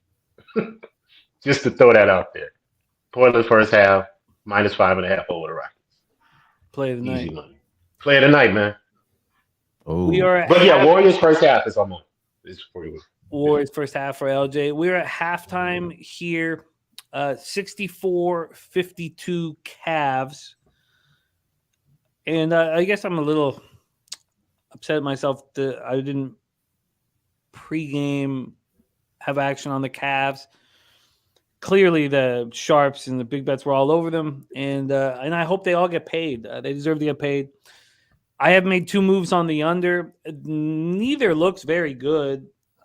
The situation right now, and we're going to move back to the hockey game, but the situation right now is the Cavs are 12.5-point favorites, and the total's at 222.5. I got in on the under 221.5 at. Sorry, let me go to my bets here. Just a hundo a pop for these 2 bets. nice. It's going to take a second to come up. 222. It's not coming up here for whatever reason. But I know I got 222.5. Oh, here it is. I got the under 221.5 -115. And they're offering me $83.10 on the $100, so it doesn't look good. I got the under 225.5 at plus money, and it was when I took a stand. I was like, look, they're offering me $13.89 profit on that for 113 or whatever. So that's the only action I've got right now. Let's head over back to NHL, just because we're at halftime here. Lee Davis just grabbed some Thunder +4. Groovy Cap says the dumb technical fouls in the first quarter messed up our under. For you, LJ, the text came in here. Dan Kelly says I can't even come up with a decent theory as to why the Cavs are so bad in the third quarter, except to blame it on Bickerstaff. Why don't you know what? I'm gonna bring up I've turned the hockey game off. I'm gonna bring the hockey game back on. I think we have a great read on this hockey game, Right. although it's not gonna Give us bread, but it's cool though. Like you said, it's always good to be on that. It's a good on that sign side that of shit. you're right. But I'm going to pull this game up. And then let's talk about second half action in Raptors Cleveland. And Leafs Kraken is also underway. But let's talk about second half action in Raps Cleveland. I'd like you guys, I'm going to put some ice in my drink and hit the bathroom real quick and be right back. But I would like you guys to touch on the idea that Dan has about the Cavs struggling in the third quarter. Mhm. And is there anything that you guys are looking at live right now? Wham, why don't you take over and host for a minute? I'll be right back. And I'll be right back. And let's get that catch. And thank you guys. First thing I'm going to do when I come back is celebrate with a shot with all you guys, man. I just very thankful. I love this shit. This is so much fun, man.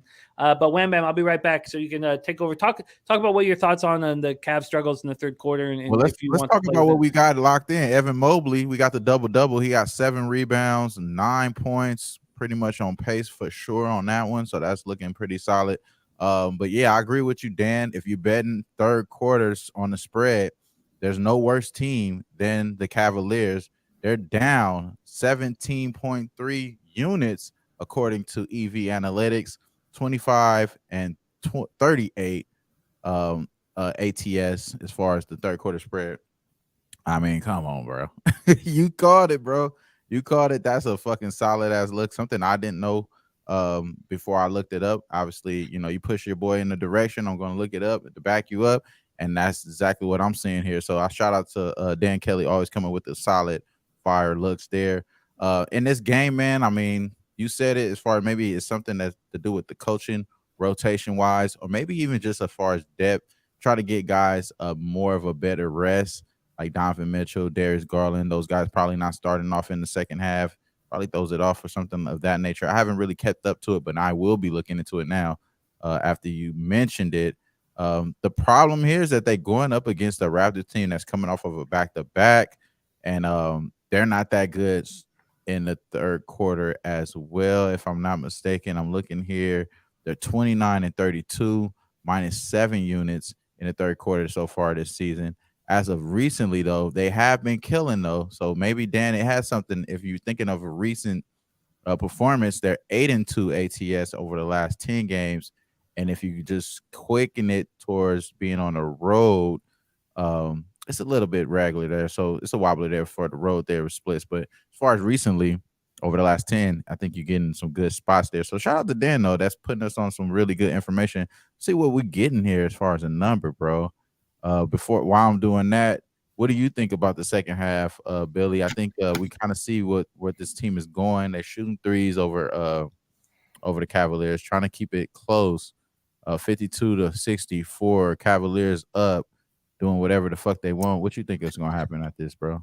Yeah, this game's going exactly how I thought it was going to go. I kind of lean towards the over live here. I'm seeing 225.5. Am I wrong on that? So maybe Dan has a play right here, though, bro. And before you, my fault for No, you're Gucci. I don't have a lot. My boy, he says, Walter, it's even worse than those numbers. And I'm just giving ATS wise. He's talking about the spread differentials, and it's even more worse than that. So right now you're getting plus. You don't have to even win this fucking third quarter for the Raptors. They just need to tie it, and you're going to win at plus a half, minus 105 on Bovada, plus 110. You know what, Dan? You my boy. I trust you, my boy. You know I do like the play. I love the play, and I'm going to put that shit in. I'm putting that shit in right now. Shout out to our guy, Dan Kelly, for giving us the information there. And honestly, if you're on Bet Online, they're giving you juice here at minus 145 for the plus 1.5. I don't want that, though. I want the the money line is at minus 110. This is just straight third quarter spread, right? Just third quarter spread, though. Yeah, just straight third quarter spread. I'm going to deal with the I like the plus 1.5, minus 105 there. I'm going to lock that in here on Bovada. Sometimes you got to take advantage of the janky book here, because they try to be so janky that they fuck themselves up sometimes. You know, shout out to that though, bro. Yeah, we rocking with that, bro. Plus 105. I'm sorry, plus a half at minus 105. Third quarter. It's a really good number. I like that look, and I like the number too. Yeah, because it's different, way different on Bet Online. Yeah, I'm not going. It's the same number as the second half play. So the second half play that they're giving out, actually, it's a little bit different because it's minus 105. So can you hit me? Because I was listening while I was refreshing. I'm not getting those lines. I'm not getting the opportunities you guys are getting. So you're talking Raptors third quarter. Third quarter, yeah. Raptors third quarter plus a half, minus 105 on Bet Online. On Bovada. On Bet Online, they're giving out the plus 1.5 at minus 145. Yeah, and same the here. money line is minus 110.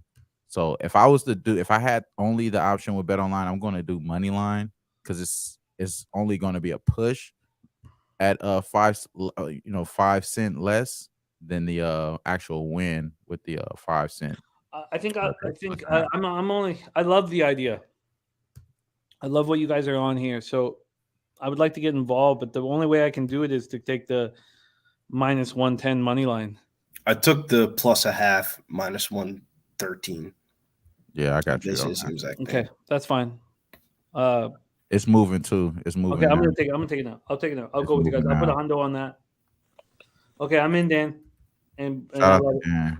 Yeah, shouts to Dan Kelly on that. It's not. God, why did I do it on my phone? Stupid. Shout out to Dan Kelly. Shout out to Evan Mobley too, man. Let's knock this. Let's cash this in the first quarter, in the third quarter, bro. You know, let's cash this shit in the third quarter, and we don't have to worry. Hey Jimmy, I gotta head out to go pick up the wifey at the airport. I feel you, man. We love you. Thank you for being here for our first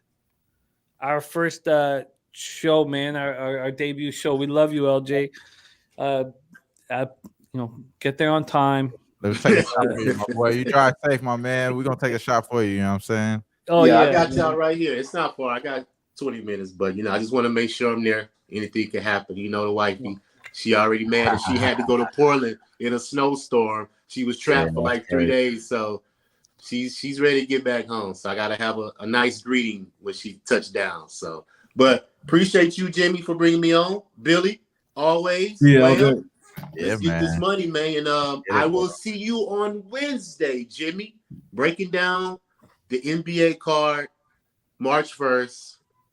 The season is about to start because I think that will be the debut of Mr. Kevin Durant with the Suns. Today, but yeah, man. Hopefully he plays soon, bro. So I want to see it. I want to see the Suns with KD because we might have a shaked up Western Conference when it's all said and done. So until then, guys, get that cash. Shout out to the chat, everybody, and I will holler.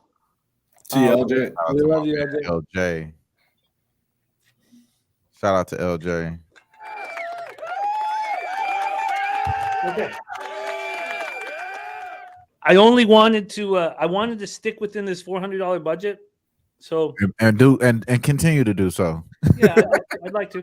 But I just put. I put my third $100 bet down on the Raptors money line third quarter. Let's get it, bro. We're gonna. Oh, and the Pens tied it up. God damn. Wow, Just- man. I want. Like I can't. They were plus 190 at the start of it. Look at Malkin off of Kyle Malkin, dangerous. Oh shit! Right. Oh, there's Sue 387. My ties from Hawaii. Respect Sue, man. We don't get enough Sue's action. Thank you for joining us, OG, right there. OG Lowbagger, right there from Hawaii. Shout out to my man. This hockey game, it's all about like what we're going to try to, what I need to improve on, because I truly felt like my breakdown was so on point, and I have 0 bets now, still on the game, and I was hoping. Now it's easier to say, and I probably shouldn't even say it, but after I got in the third quarter bet, that I could move over to some Penguins action, but 2-2. I love that Mel got in on that live over 5.5. So Mel, man, I wish I would have. Man, I was so like you said. If we had just one less possession, like one more possession, we would have put it in there. Yeah, it because it went from One minus 140 to minus 135 to 7.5. Fuck, man. And this game, OKC game, is underway. Josh Giddey, we obviously were live on the triple-double and a double-double in that game. You got the Kings right now up 5 points, 18 points to 13. Timeout with the OKC. Seems like it's going to be an interesting competitive game in that game. Obviously, it's early there, but yeah, let's catch this third quarter Raptors, bro. I think that's a really good breakdown. Obviously, 8 of the last 10 covers for the third quarter for the Raptors, and the worst third quarter basketball team in the NBA and the Cleveland Cavaliers and against the spread. So I like that look a lot, man. Shout out to the chat. Shout out to my man Jimmy for having me on. I definitely wouldn't have played that. If I wasn't here, bro. So I appreciate you, my man. Even win or lose, regardless, I just appreciate the love and having the camaraderie. Yeah, it's fun. So much fun, man. And the only capper with the timing was Mel. Got the 5.5 minus 140.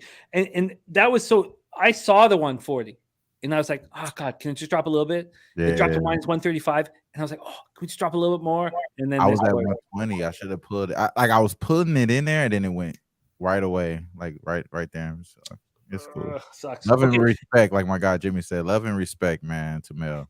Yeah. And man, Mel, it's so nice to have some female cappers run with us. Respect and love. Yeah, sorry for calling you a dude too. You know, it's Mel Bridgman. Mel Bridgman. And look, there's lots of Mel's, Melissa, Melanie's that we've run with. And Mel is, but I still think of Bridgman in the red and green Devils jersey in front of the net. Mel Bridgman. Hit me on the DM. Hit me on the DM, Mel.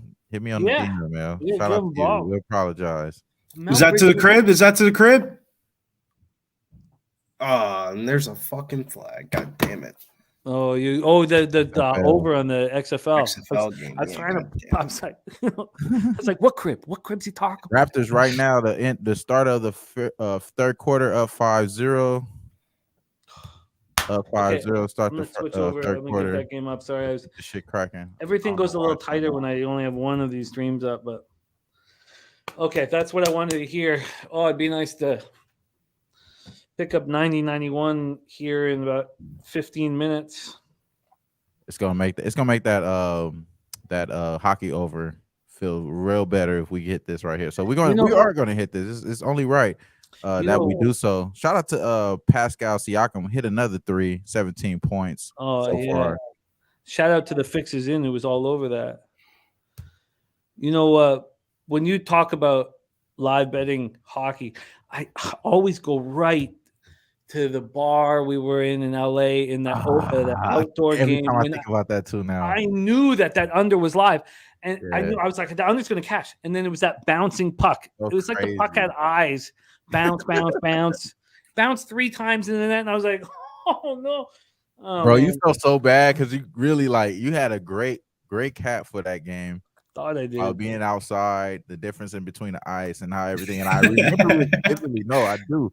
I remember it vividly. And every time I think about live betting hockey, you are right. I always think about that. And I really love that about us gambling together, though. I feel like I grew so much as a capper just based off of me knowing you, bro. And shout out to the chat as well. But y'all don't know, man. Jimmy the Bag, a legend, man. A legend. We got to put that, out there. Let the record reflect. My boy Jimmy the Bag is the GOAT out here with this shit, man.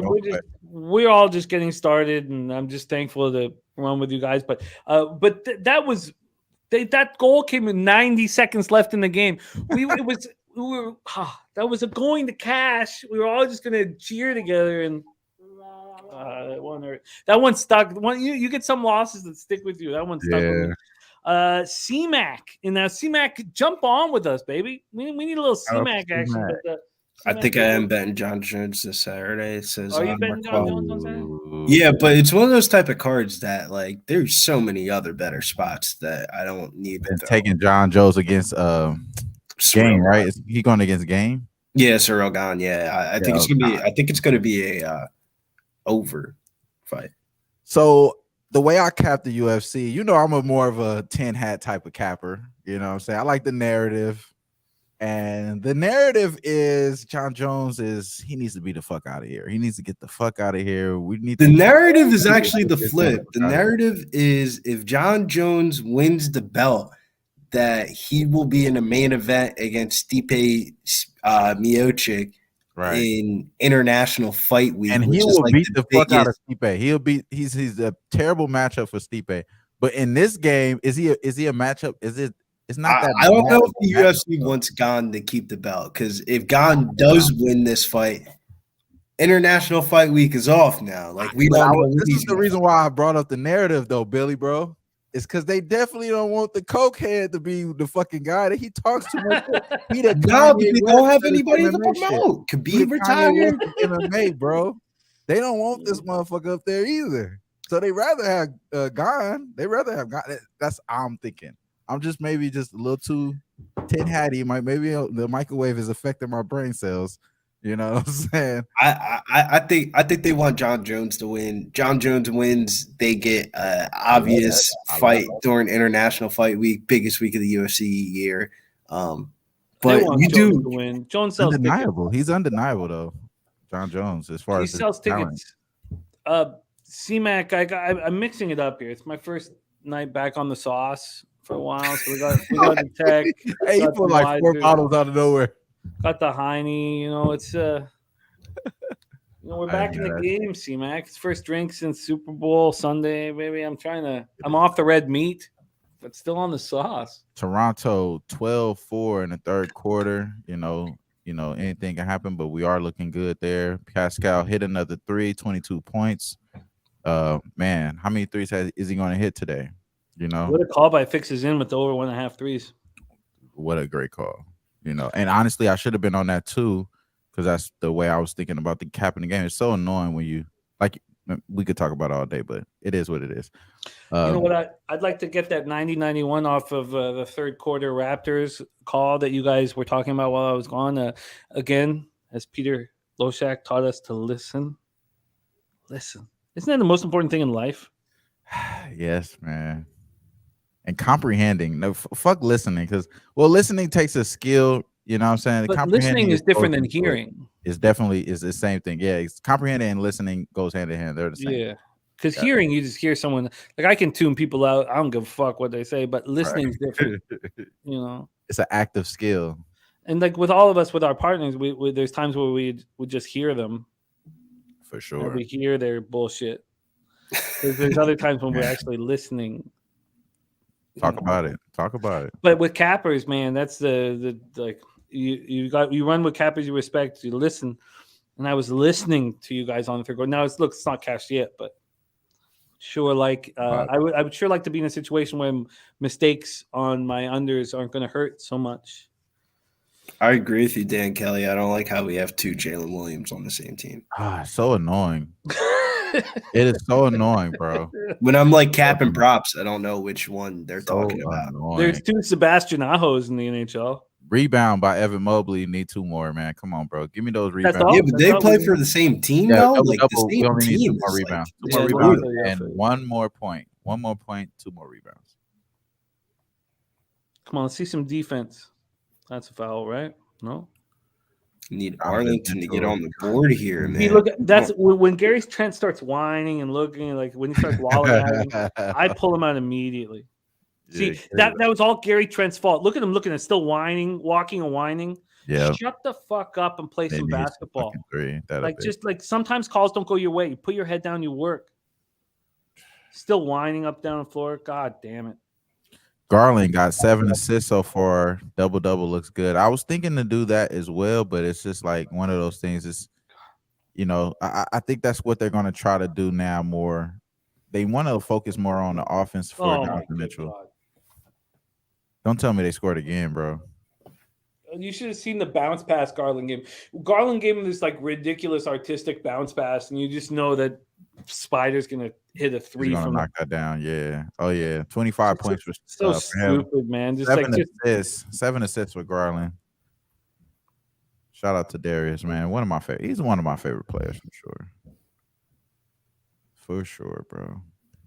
So one thing to keep an eye out for now with this hockey game at 2-2 is that it's a really important game for the Penguins.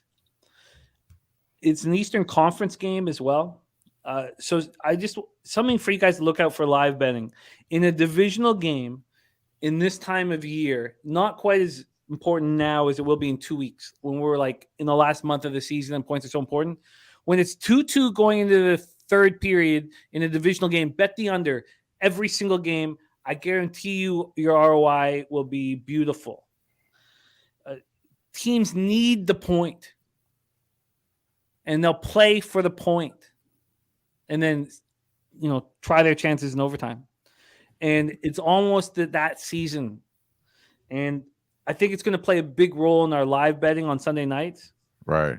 The fact is now that the Penguins are if you have the over in this Lightning Penguins game, you better hope a goal scored in the next 4:54. I'm not saying that the over is not still live. Right. But the Penguins need the point so fucking badly that their game is going to change. So it's something just to keep an eye out for all of our live betting. Mike M says Lightning are 14-1 in the same season rematches that they lost or were on the road, as long as previous matchup was won or lost by 1 or more goal. Says Tampa Bay Live. Markel, sorry. I hope I hit it again. Let me know if I didn't. There's JP's in the house. JP's. Oh, yeah, no, I still think the over's fine, but you really want to go. We're going to find these spots on our Sunday Night Live shows where, because it's 2-2, the total's going to be at 6.5, and 7. I don't mean to be extreme, but 70% of those are going to go under in the divisional game. And we're going to make money off them if we keep betting them. It's only right. So if you have the over, look, the over's at 7.5. Look, it's minus 190 to the under.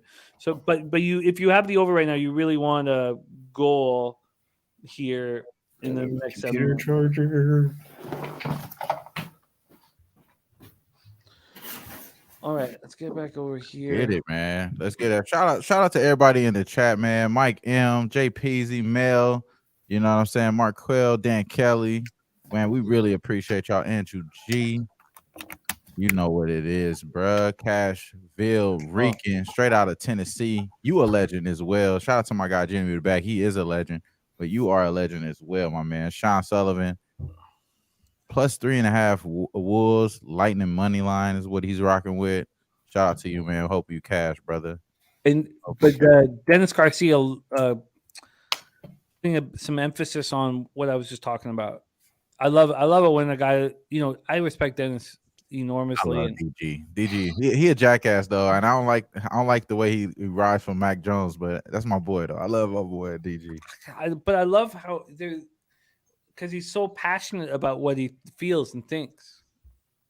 So you know what? At the point where we're at with our crew, if you're really passionate about your feeling, and if it's extreme, it's that much more exciting and fun, So I love Cabin. I love his extreme takes and his future looks like. God, if you just listen, like I talk about it too often, but him giving me the range, and I only put 500 on. Not only like that's my max before I have to call. Right. But he gave me the Rangers to make the playoffs at minus 110. And I maxed out on that one, and like it just helped it to look after all the mistakes that I'll make. Igor, shout out to Igor. Chesty, baby. All right, so let's see where we are here. Oh Jesus, the Penguins just took the lead. Crosby just scored. Jack just said. Oh, for fuck's sakes! Damn! Shout out to Mason Crosby. There we go, though, Mel. No qualms. Now you're gonna cash it easily. I hate that this is all gonna have the Penguins are gonna win. The game's gonna go over, and I'm gonna make $0 off it. But I guess that's the game. Watch the Lightning tie this shit up, bro. And we gonna. Oh man, that shit gonna kill me, bro. I was looking at the Crosby and the Pens win, which I don't make those bets. I don't, but I thought while we're gonna be doing the live bets, I was like, dude, should I start adding this into my artillery? But it was. I think you should.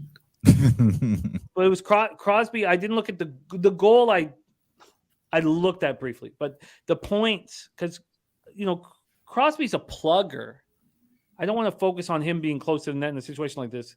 He's the best plugger of all time. He's the best hustler we've ever seen. To think that he's like Crosby would be your third line center on your dream team. I mean, that's the type of player he is. Mm-hmm. But his point was over 1.5, not over a half.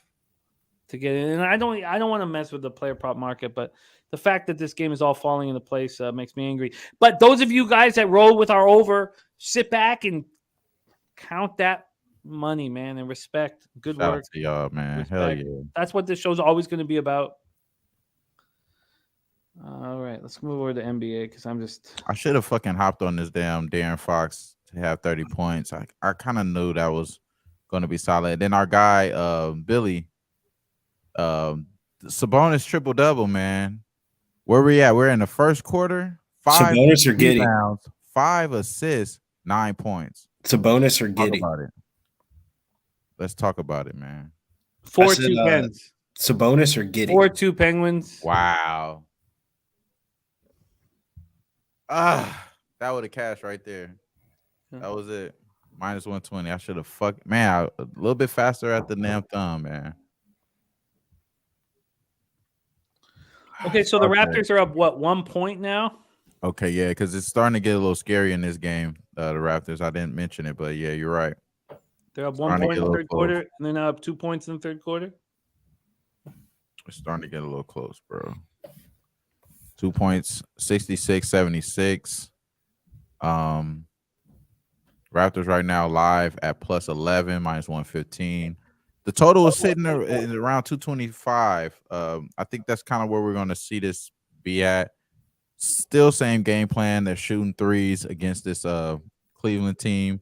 But right now, they're shooting 42% from three as far as the Raptors to 52%. The Cleveland Cavaliers are shooting 52%. So they're leading based off of just shooting 11 out of 21 threes to 6 out of 14 threes. So it's a numbers game here for the Cavaliers, and they're shooting more threes, and they're making them at a little bit higher clip, and that's the reason why they are ahead. So if there are some sort of defensive, prowess, or think you find some help on the defensive side for this Raptors team, they may be able to cut inside this lead. But I think everyone that had the Cleveland Cavaliers, which is pretty much everyone in this show, I think we may be on the good spot right there. But yeah, it's an interesting game, man. So as far as this, I want to talk about Dame. We didn't get to talk about this Houston Rockets game. That game comes on a little bit later here, but the Dame Dollar hasn't played in a while. Goes up against this damn Houston team who does, Victor Wembanyama after every fucking timeout. You know what I'm saying? 1, 2, 3, Victor. You know what I'm saying? That's kind of where they're doing. And what do we expect here from Dame? He's been going over his 3-point prop. Is hella juiced at over 4.5, I think. I'm sorry, or 4.5 or 3.5 at minus 140 or some crazy shit like that. But what do you guys think about Dame today, though, bro? You think he goes off today?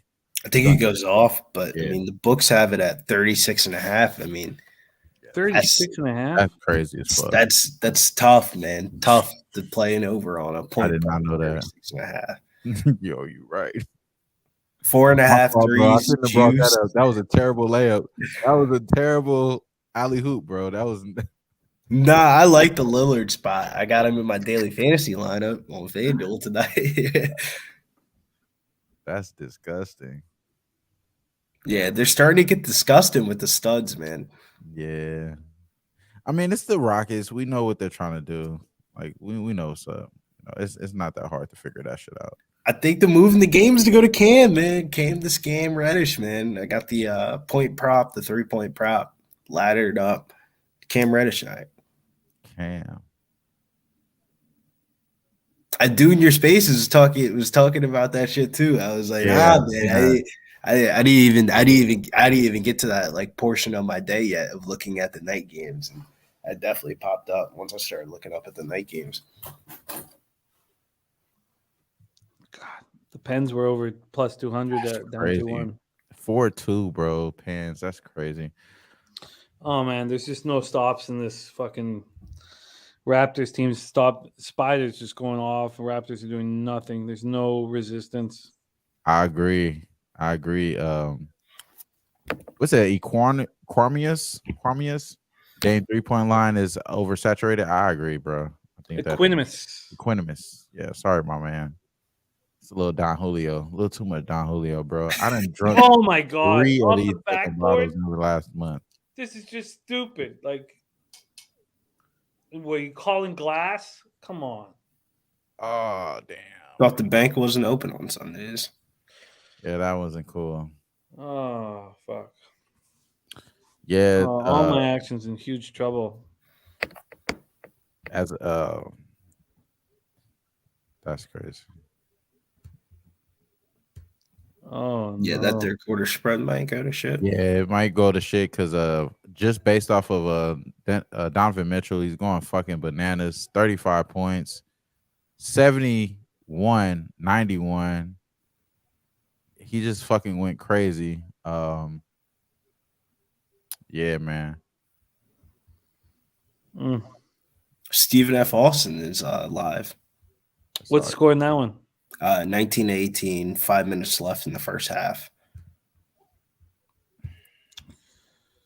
They're at home and they covered 10 of their last 11 home games. It's 6-2 Penguins. That's some bullshit. God damn.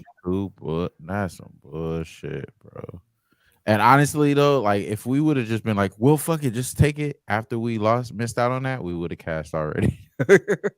That's what makes it even more annoying because you're still on the right path. It's okay. Yeah, it is. But you know what, though? As much as we say it's okay, it isn't. It isn't okay. No, for real, though. And you got to be honest with yourself. We really should have been on that shit. I wanted 8 minutes of no goals. It was 3.5 minutes. And then it was 1-0.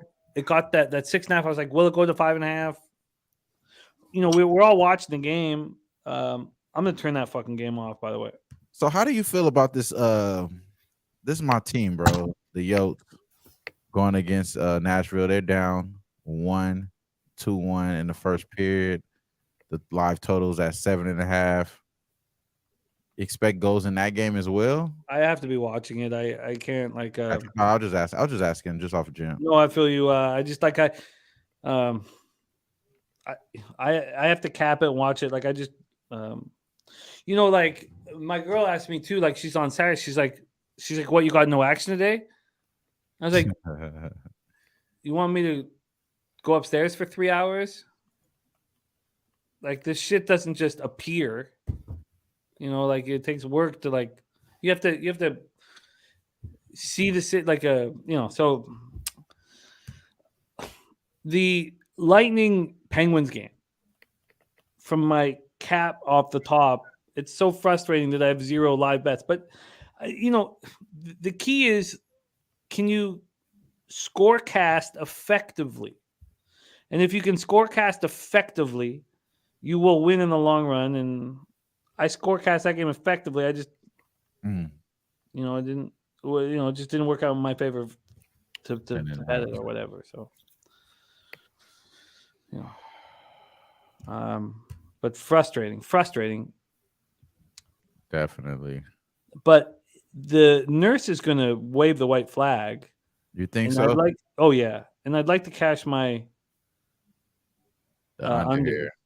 So yeah, I see 228 right now. Oh, 226 minus 120. I'm not going to bet them anymore myself. Like I've got the 225.5 at plus money, right? And then the 221.5 that's probably going to lose. But the white flag's going to come out. The thing is Dan mentioning Bickerstaff's going to. It's funny though when you look at like the live. Come on, can we get one brick? Thank you, man. If you look at if we had to bet all these games pregame, which I will do, if I can get some confidence, but they'll all be cashing. 7-2, Guillermo says. 7-2. Crazy, and it keeps piling. Well, it's going to keep going up because they're not. Elliott, it's second half back to back. Like Vasilevsky after the 3-0 shutout's not going to come in, cold off the bench. Like Elliott's going to get fucking scored on. Come on, man. Get the fucking rebound, Raptors. God damn. Get the fucking rebound. That's the reason why we like this shit. Oh, my God. They're not even trying. Not even fucking trying, bro. Take them all out, Thank man. you. Fuck. Thank you. God damn. Hit the fucking 3, bro. Oh, my God. Now they won and done. Oh, my God. Take them all out. Some more. That shit is stupid, man. Oh my God, that's just a crazy. That shit is ridiculous. Boucher think he's gonna hit that? That shit is ridiculous, bro. It's okay. We'll catch all the unders. Let's just stop trying. Everybody, stop trying. But try defense. Shout out to y'all with that under, man. Now the live total is at 222.5. Oh, there we go. That's what I fucking need to hear. Mm-hmm. Yeah, because the Cleveland Cavaliers keep getting fucking offensive. Wow, Cashman says Hawks hire Quinn Snyder. Yeah, I saw that. Yeah, that makes sense though. Good signing. I like that because it's kind of making me feel like they're gonna move on from Trae Young. They're not gonna play around with this bullshit. Like you're not gonna move us off of Quinn Snyder. We're gonna keep Quinn Snyder. He's that type of coach that you want to keep around.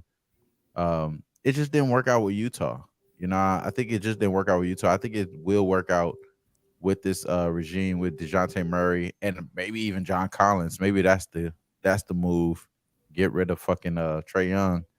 Try to capitalize with there. So that I think that's maybe the trajectory for the Atlanta Hawks. Interesting fucking game, man. This shit is annoying, bro. But we had opportunities to cover this fucking plus a half for the Raptors, even within this last 2 minutes. And they're just not rebounding the ball. Like, what the fuck? Well, same thing I thought they weren't. They're not going to have a rebound advantage, but it's annoying as fuck, bro. Stupid, man. Oh my God. But yeah, luckily we are on the Evan Mobley double-double, 9 rebounds, 9 points. We need 1 each. Let's get that. Live total in the Lightning Penguins game is 11.5. He's at the line right now. He needs 1 fucking shot. Hit this shot. 1 rebound. Hit this fucking 11 free and a throw. half. For fuck's Okay, we sake. got 10 points. We got the 10 points. We need the 1 rebound. 1 rebound from Evan Mobley. We'll win money in this game. We got Jay Peasy in the house. What up, Peasy? JP's. Peasy says Babano said Penn's over was his favorite look on the card. I didn't see Babano's show today, but Shout out to Babano. respect. Makes a ton of sense.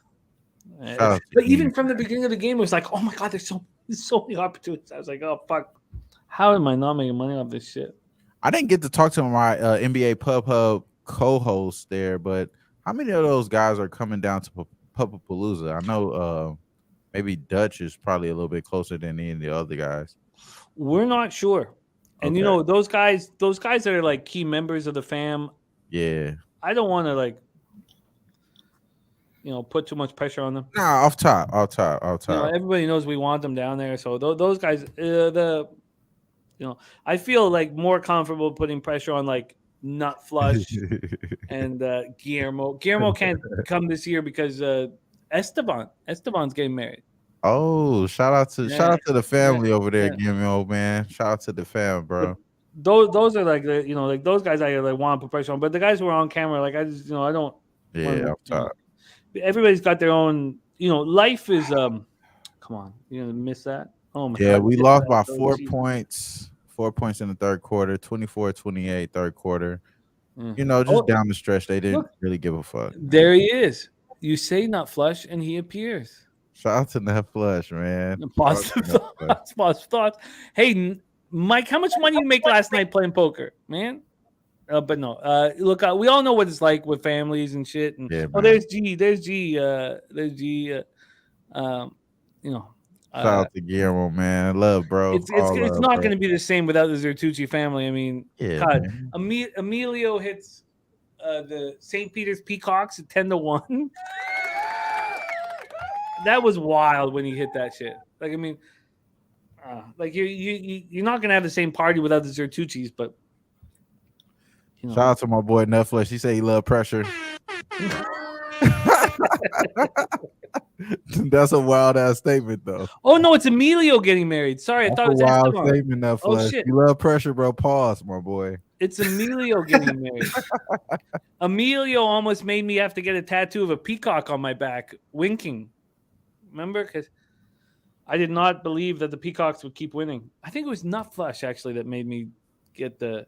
I bet either Emilio or Nut Flush that the Peacocks would not win, but obviously everybody knew they weren't going to win. So the only thing I said, if they won, I would get a tattoo of a peacock on my back, winking. That's crazy. You was winking. I think it must have been Mike because I think it had Mike's face and a peacock winking on my back. Oh, shit. But it That's didn't happen. crazy. Didn't happen. As a tramp stamp or just something where No, like, full even back higher? tat. Full Oh, back tat. Ben That's Affleck. crazy. Hell nah. Ben Affleck shit. The money alone for the tattoo is out of line. And then you think about what you're getting tatted, it's out of line, dog. Nah, no way, bro. I'm letting you do that, bro. Don't do that, man. All right, live total is at 220.5. The fact that I'm not going to get paid off of my Penguins and Overlook is just Yeah, I got shit. 220. It's shit I'll deal with on my own time.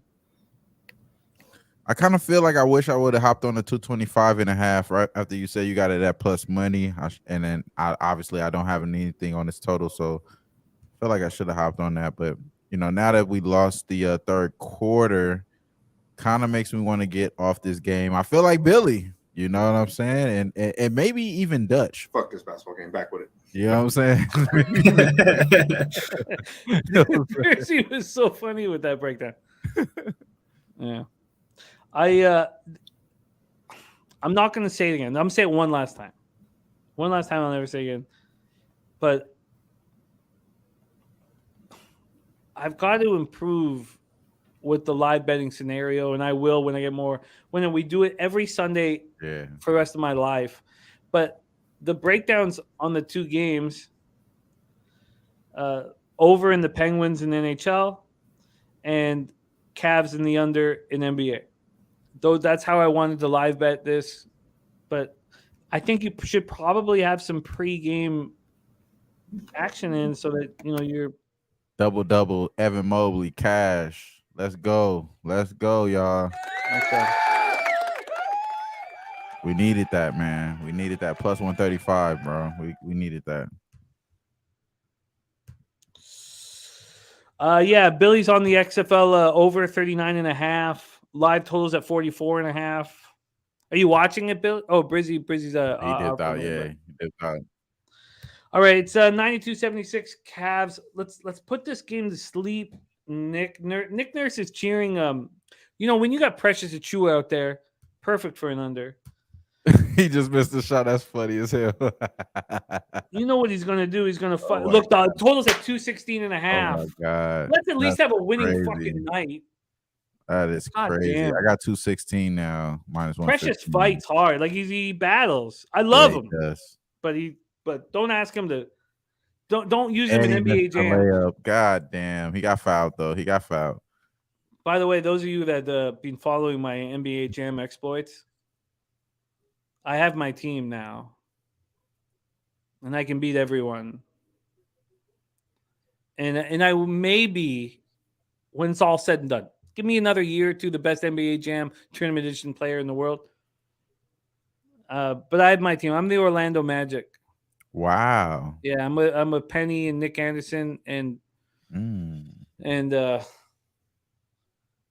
all.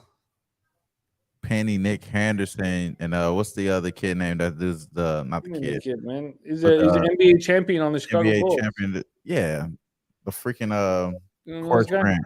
Horace Grant. Yeah. Horace Grant. And what's the other guy? Not Nick Anderson, but the is that Nick Anderson that does NBA TV? No, that's not Nick Anderson. That's I ain't seen Nick Anderson in 15 years. Shaq couldn't play in the game. Shaq, Jordan, those guys, they were Scott. What's his name? Scott? Dennis Scott. But yeah, no, he's not in it.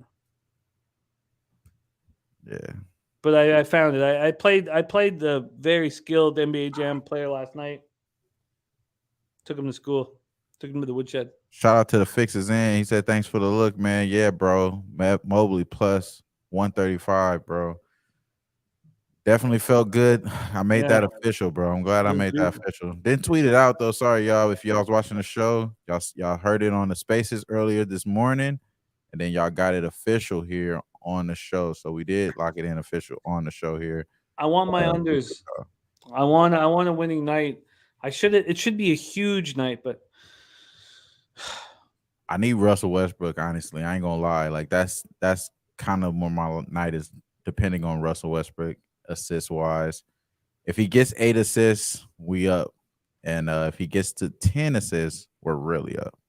So that's kind of how I'm thinking. And as far as any additions that I like for this rest of this card, I kind of want to play it safe though, bro. Like I think you said it, like, kind of since we got the Palooza coming up, kind of want to be a little bit more disciplined, a little bit more diligent, and make sure I do the right thing. And in this Clipper game, I think I got enough action, so I might stay away from everything else. But I do like Dame, though. I do think Dame goes off today. I think Dame goes off. I want to be I want to. You don't need to be necessarily liquid when we're there, but I would like for instance, on our trip, I would like to have golf action and UFC action. For sure. At least UFC action for me. Yeah, because we're going to be there. Right. But 2 sports that I don't bet regular. I'd like to have both those sports bet. I'd like to have like legit bets. Golf action too. I never bet golf actually. I never placed a golf bet yet. So I think that should be your first, because I was going to say that. We have Gokster and then Dan Kelly. Dan Kelly's going to come to one of these. Everybody's going to come to one Public Palooza at some point. We're setting that standard. But Gokster's going to be with us. I would like to. I'm going to watch that show on Monday, and I would like to, because it's a fun bet golf, because you have the whole weekend, right? You have Thursday, Friday, and then you have to make the cut, and then Saturday, Sunday. Yeah. So I would like to have both those things locked down. Yeah, I never bet golf before. I was very close a lot of times with Ghoster show. Shout out to our guy Ghoster. Dan Kelly Does a said great job. 68 don't travel. Come on, Dan. Yeah, he don't travel. Wow. No, come on, Dan. Come on, Stop Dan. the cap. You're Come young, on. I man. don't believe that, man. Come on, bro. Come on, man. I don't believe that shit, man. But, My grandmother was yeah. traveling during COVID, dog. Come on, Oh, bro. God. What a disgrace this game is. You got Nurse, wave the flag, nurse. Yeah, wave the flag, my boy. You know when Malachi's in there, he's waved the flag. The problem is that I didn't take the Ant Edwards play, but Nas Reed, our guy Billy's talked about Nas Reed. He has 9 points to start off the game. it's They're smart up 10 move. points. It was a great What call a, by what a Billy. great call. Shout out to Billy, man. Such a fucking great capper, man. Yeah, he really is special. LJ's asking LJ while he's waiting for his wife to get off the airplane. Oh shit. He wants to know what the Lightning third period money line is. Third period money line for the Lightning minus 160. Wow. You want minus a half, you get plus 120. Sheesh. Sounds like a lot of cappers that lost money on the Lightning who didn't listen to me trying to get their money back. Ron Lofton says Dan knows. Ron Lofton 68 also. Ron Lofton the man. So, yeah. Wild Hound in the house. What up, Will? He says, what time will be on Saturday? We'll be at Wolverhampton Racecourse. Love it. You know what we do on our race days? We start 20 minutes before the first major race at Gulfstream. Mm-hmm. And then we go generally to the end of the golden hour with San Diego Golden Gate. So Eastern time will be it'll be 11:30 till 8:30 at night. Jesus. Yeah. So my thought process today was that there were two games that were sketchy as fucking NBA. The Sixers game and the Golden State Warriors game, both being that they have great ATS records at home, and it's just sketchy. You know, NBA be on some fuckery shit. Right now, Timberwolves are up 20-7 against the Warriors. Minus 115, minus 155 now, actually. It just moved from minus 115, minus 155 on the money line. Minus 190 now. It's continued to move. It goes into what happened already earlier today with the Celtics won that game. And you know, both teams have the best home record against the spread. I don't know, man. I don't know. It's just I don't think I could trust the Warriors. Maybe before we end the show, we could find a way to hop on this Timberwolves. We may be able to get them at underdog. I think the books are still respecting them, even though they're down 13 points. I think their books are still going to respect them. They're only plus 115. So I just said that to just randomly just go off the head right there. Warriors are still minus 1.5. Yeah, that's interesting, bro. See some defense here, Cavs. Let's get it's so ugly. What ugly offense. Well, Malachi's going to fix this at the top of the key.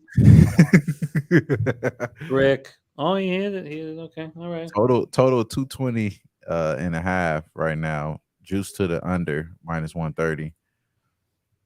Yeah, they're offering me like a little bit more than they're offering me like 153 or something on the 100 for the under 225 and a half.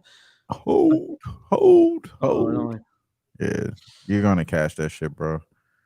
I just need the 80 to Raptors to give 107. the fuck up. A big shout out to AOD in the house. AOD.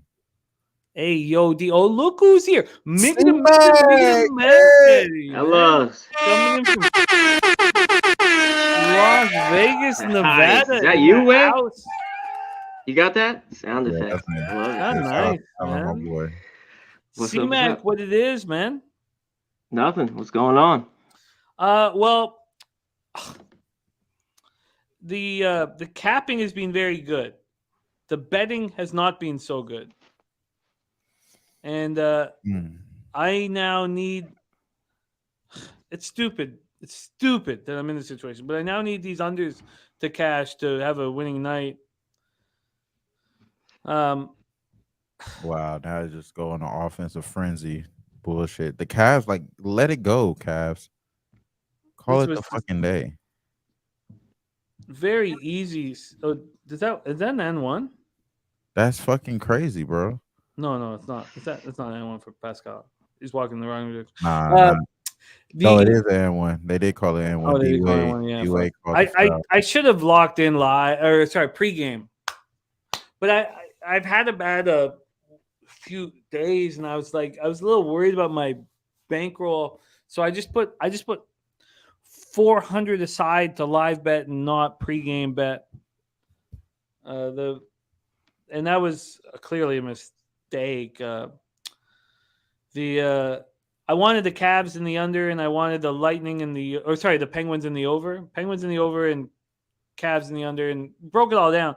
But only was going to live bet it. We came so close. The 6.5 went to 5.5, and there was a goal scored like 3.5 minutes in Lightning's Penguins game, but then it just shut down, and it went to 5.5. A few of our cappers got in at -140, -135, and I was like, "Can we get to -120?" And then, the Pens tied it up, and now there's whatever 7-2 or whatever.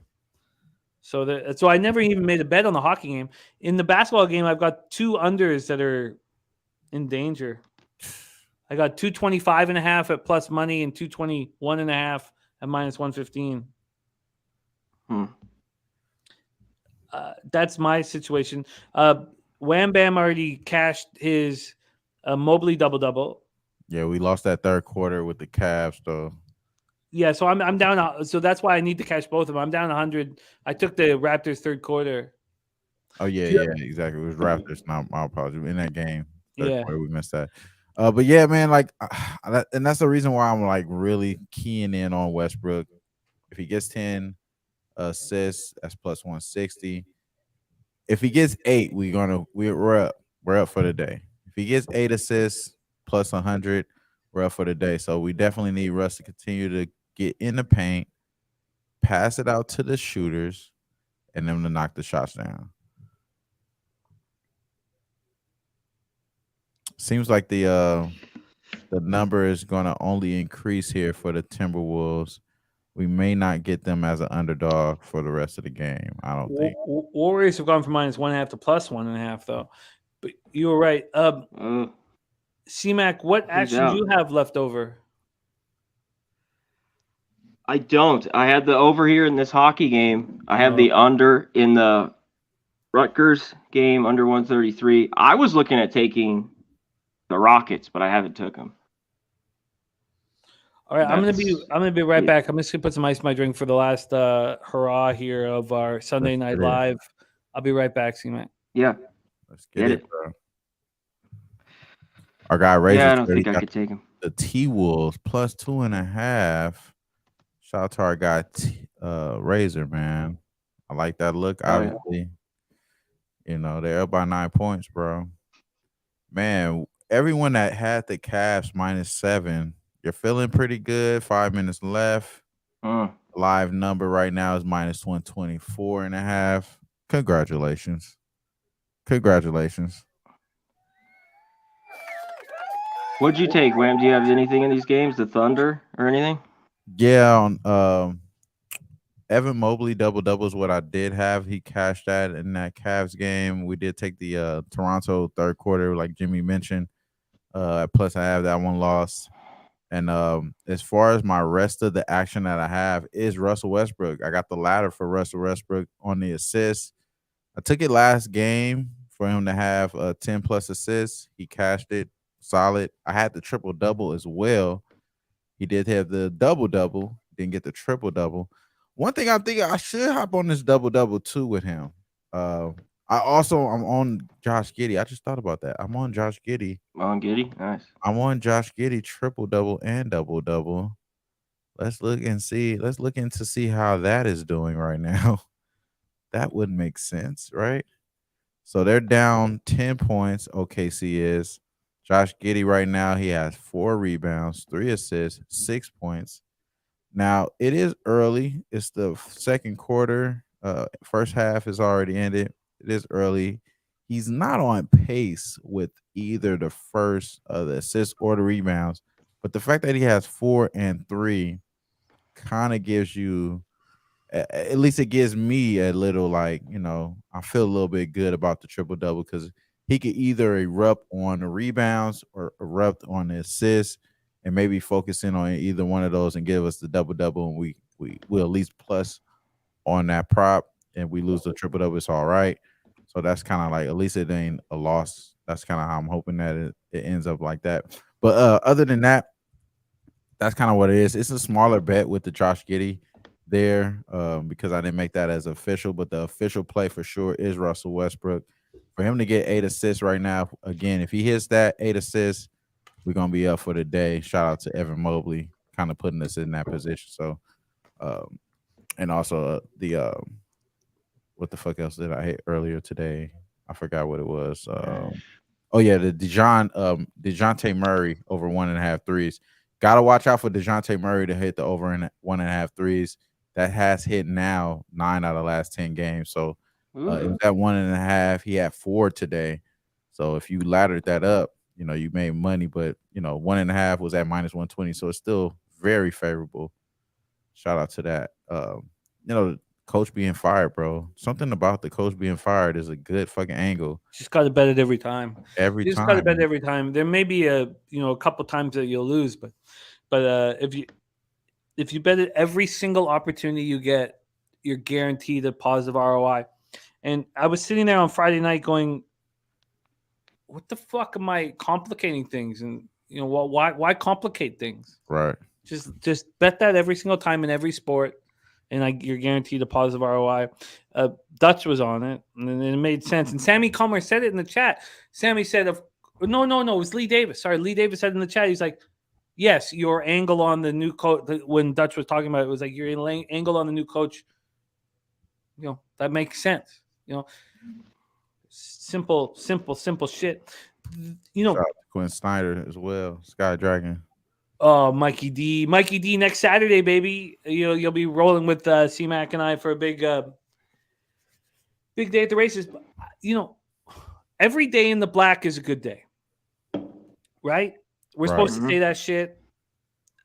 I'm gonna cash. I expect to cash. I'm gonna cash both the unders that I bet.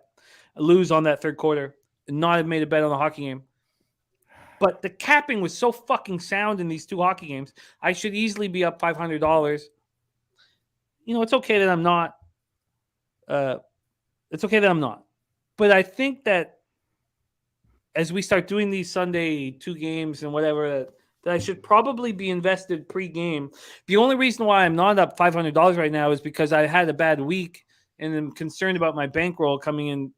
I'm concerned about my bankroll. Right. And so I said, I was like, you know what? Because my units in NBA is 150 and NHL's 200. If I wanted Penguins in the over, and I'm pretty invested. And it's just my own me not succeeding over the last few days dictated my action today, and put me in a situation where I'm going to sit here and only be up like fucking $80 or $90 or whatever. And any day in the black is supposed to be a good fucking day, but it still pisses me off. The most important thing is the capping is sound, and the capping was right. So I guess I'll just.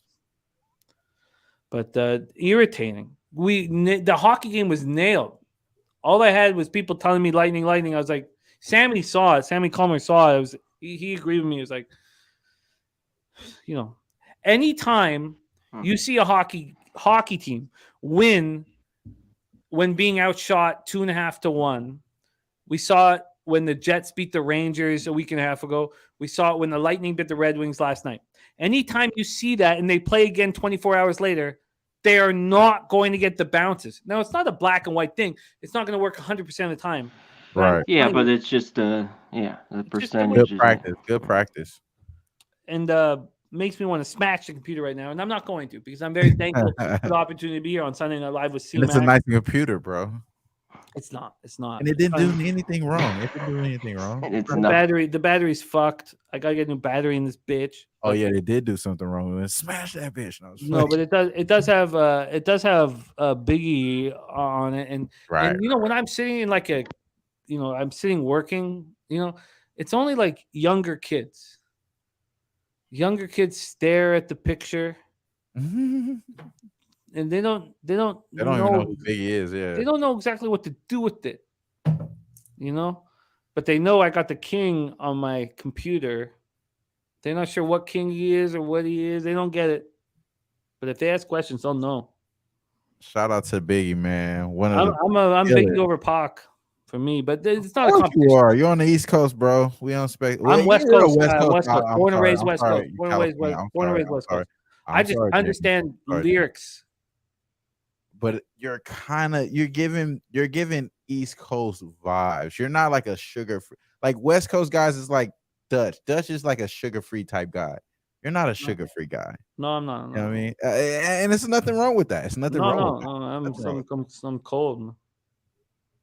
You can't go wrong with Pac or Biggie, bro. No That's doubt. the problem with people. You either want to go LeBron or Jordan or whatever the case. You can't go wrong with either one. They're both fucking great. No, nobody goes LeBron. Come on. Nobody goes LeBron, but they do go cap over. There's people that go cap over Jordan, and again, it's the same argument.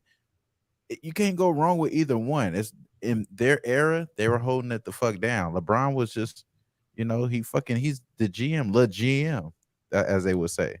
It is what it is. But yeah, Look, we don't. LeBron might be the more complete basketball player, but it comes down to and you can't compare this with. There's different comparisons with Biggie and Pac, but there was one guy who just wanted to win more than anything else in his entire life. So he didn't talk to his son. Hey, look at Andy Reid's children. He didn't talk to his son. Look at Andy Reid's children. Yo, they out one here. Dead, one's in jail. Yeah, they going outside because he wanted to win more than anything in his life. Damn. So he rather coach Alex Smith than deal with his kids. So what do you want as a sports handicapper? What do you want? You want someone who's oh my god. That's what you're gonna do here? You're gonna hit a 3 and get fouled?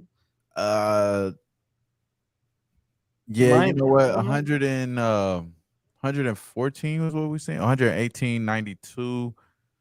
The live total was at 218.5. I thought I was gonna catch it for sure until that fucking 4-point play. You still got action. It's a minute left, bro. Minute and 48 minutes. Let's just shut it down. Yeah, shut this shit the fuck down. I think I could lose. I think I could have a losing night all of a sudden. Nah, bro, we ain't gonna say that. We ain't putting that out there. Even though we don't have control or whatever. Once we put the bet in, it's in God's hands. That's what we say in our chat. It's in God's hands, bro. We can't touch anything. Shout out to Nunya. He likes the Clippers money line. I'm not gonna lie, bro. That game is another game that's a short number. Them being off of a back-to-back Denver. Like, why? Why is it -4 Denver now? Like, oh, what's going on? Did the fuckery already happen? Did I miss the fuckery? I had to miss the fuckery because it's at -4 now for Denver. Something is happening. I'm gonna need to catch both of these unders, or I'm gonna. Aaron Gordon now listed questionable, but can we slow this way down? Nope, I can get 120.5. Hold on. Maybe I can find a 119. Blazers. God, the Thunder +7.5. Slow it down. Slow it. Take a breath, man. Nobody cares about this basketball game right now. Take your time, Malachi. What are you gonna do? Run out of bounds? Throw it out of bounds. Touch the out of bounds? Don't try to hit a desperation 3 on us. Nobody gives a fuck. Who cares, bro? I hate when they do that shit. Like, the stats are already over with, man. Take your time. Take your time. Why don't you take your time? Oh, Delano, what are you doing? I love that bounce pass out of bounds. Darius Garland's bounce pass to Mitchell, like it was so forceful. Remember at the end of the second quarter, it was like so. God, wish I could play NBA Jam with somebody. You got Christopher has a crazy narrative here. He said he didn't talk to his son. Now he's talking to Pippen ex. So he's trying to get back at his dad by talking to his ex, the ex of his teammate or some shit. Let me at least have a winning night tonight. Fuck this. This should have been a huge winning night, but you know how It's the first game, bro. We gotta get our sea legs, bro. First episode. We gotta get our sea legs. but it's a winning night. We're in the black. Black's the black. Shout out to Evan Mobley coming through with that double. We need Russell Westbrook, bro, man. And our man Durrell says every day above the ground's a good day. I don't believe that. I don't.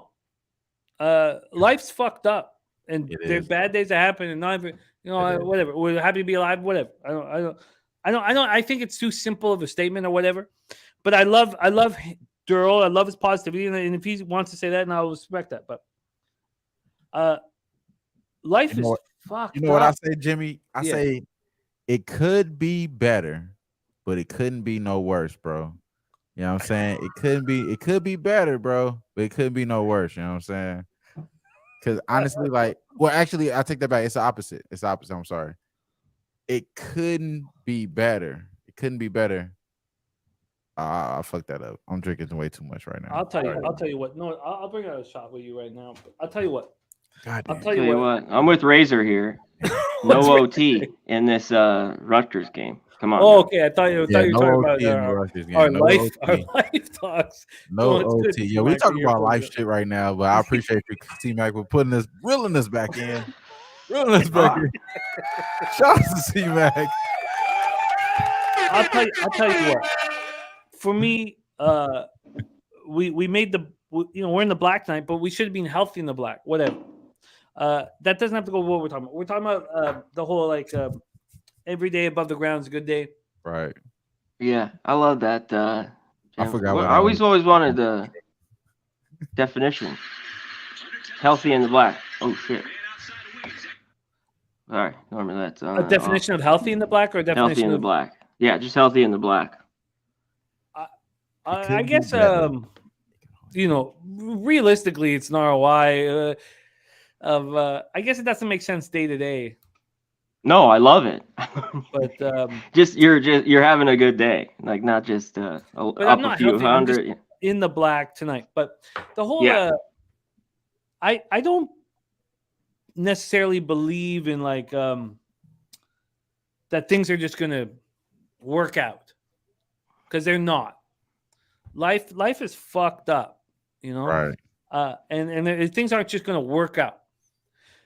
What I believe in is not, any day above ground is a good day, or any of that shit.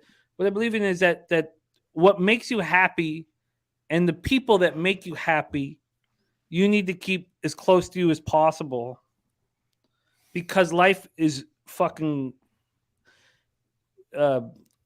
cutthroat. Life doesn't give a fuck about you.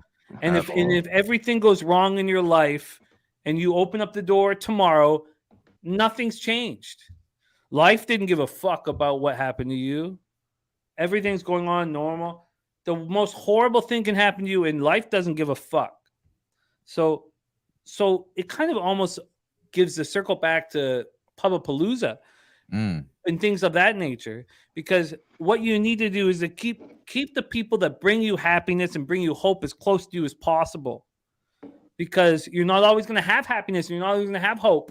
Right. But when you're with these guys or these girls or whatever, you feel it. And it feels good. Oh yeah. So I just keep the people that you love. Let the people that you love know that you love them.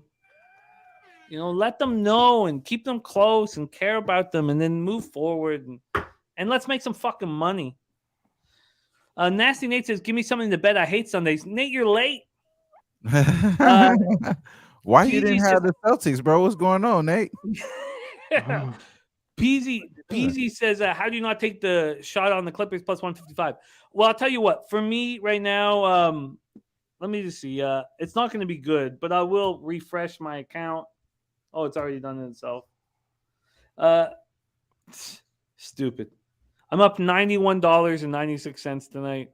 Hey, man, let's win today, man. We win. It's not enough. It's not fucking enough. Well, hey, look, that's what I meant to say, and I wrote it down in the chat if I could read it here, because I am a little drunk, Razor. You're all right. You are right.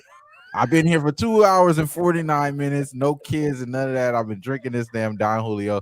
I am a little tipsy. Okay, it doesn't matter. it could be better, but it can't get any worse. That's what I'm saying. It can be better, but it can't get any worse, bro. You know what I'm saying? But honestly, it can't get worse.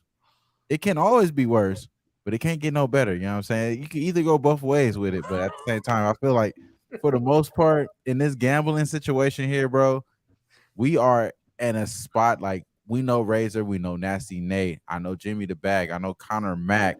Like I know so many prestige guys that really do their due diligence, that care about what they say rather than what they, you know what I'm saying, that rather than, capping or any of the bullshit that you get on the internet. We actually care about what we say, and it can definitely be better, bro. But it can't get no worse than what it is right now, bro. I'm telling you, bro. It can't get no worse. I like that. I can use that. It can't get no worse than what it is right now. Listen, we gonna win for sure. But Russell Westbrook needs to send us home. Shout out to Josh Giddey. We need Josh Giddey too. But listen, Giddey, Russell Westbrook where you is at? where we at. I need you to hold it down, man. Fuck the Lakers. We did win today. Fuck the Lakers. Yeah, man. Let the Clippers get a little bit of this love too. Let the Clippers get some love. Okay. Well, we've finished our first 2 games of Sunday Night Live, and I think we can be better. We can do better, but we're in the black. Let's talk about the rest of the night's action. Anybody looking at stuff moving forward here for tonight? And then we'll put a bow on this. Very important to me is our road to the Kentucky Derby on Saturday.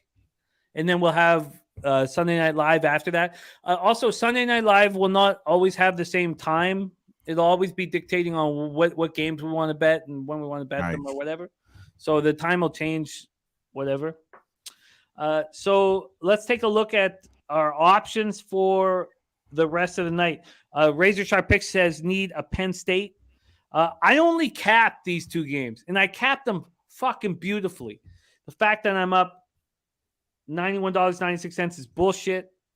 It's my fault. It's my bankroll's fault. There's a whole bunch of faults. But whatever. Let's hear what you guys are looking at for the rest of the night. And I would like to pull up the cash flow and the line movement for whatever games that you want to discuss. And then we'll put a bow on this bitch, and I'll smoke a bat, and that'll be the night. So CMAC, let me make sure I got it up here. CMAC here, college, NBA, NHL. We're going to put a bow on this show. What are you looking at for the rest of the evening for yourself? And what can I give? Do you have anything? You can start live and then go into pregame. No, like Razor said, I need Penn State to brick. So no OT. I like, I'm going to look at this NBA game a little bit more. The Rockets. Okay. Thought it was a bunch of points at 10. Not that I'm wanting to take them. And but I do. Blazers, they get 120. Nutflush likes it. I think they do. Blazers to me have been, I don't know, at home they haven't really gotten it done for me.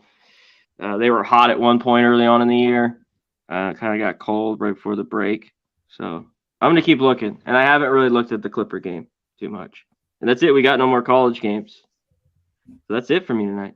So you're talking Rockets, Blazers here. Yes. I'm just going to set a quick table, and then we'll hear what Bam has to say about it. But it opened up at Pinnacle with the Blazers -9.5. They're -9 right now.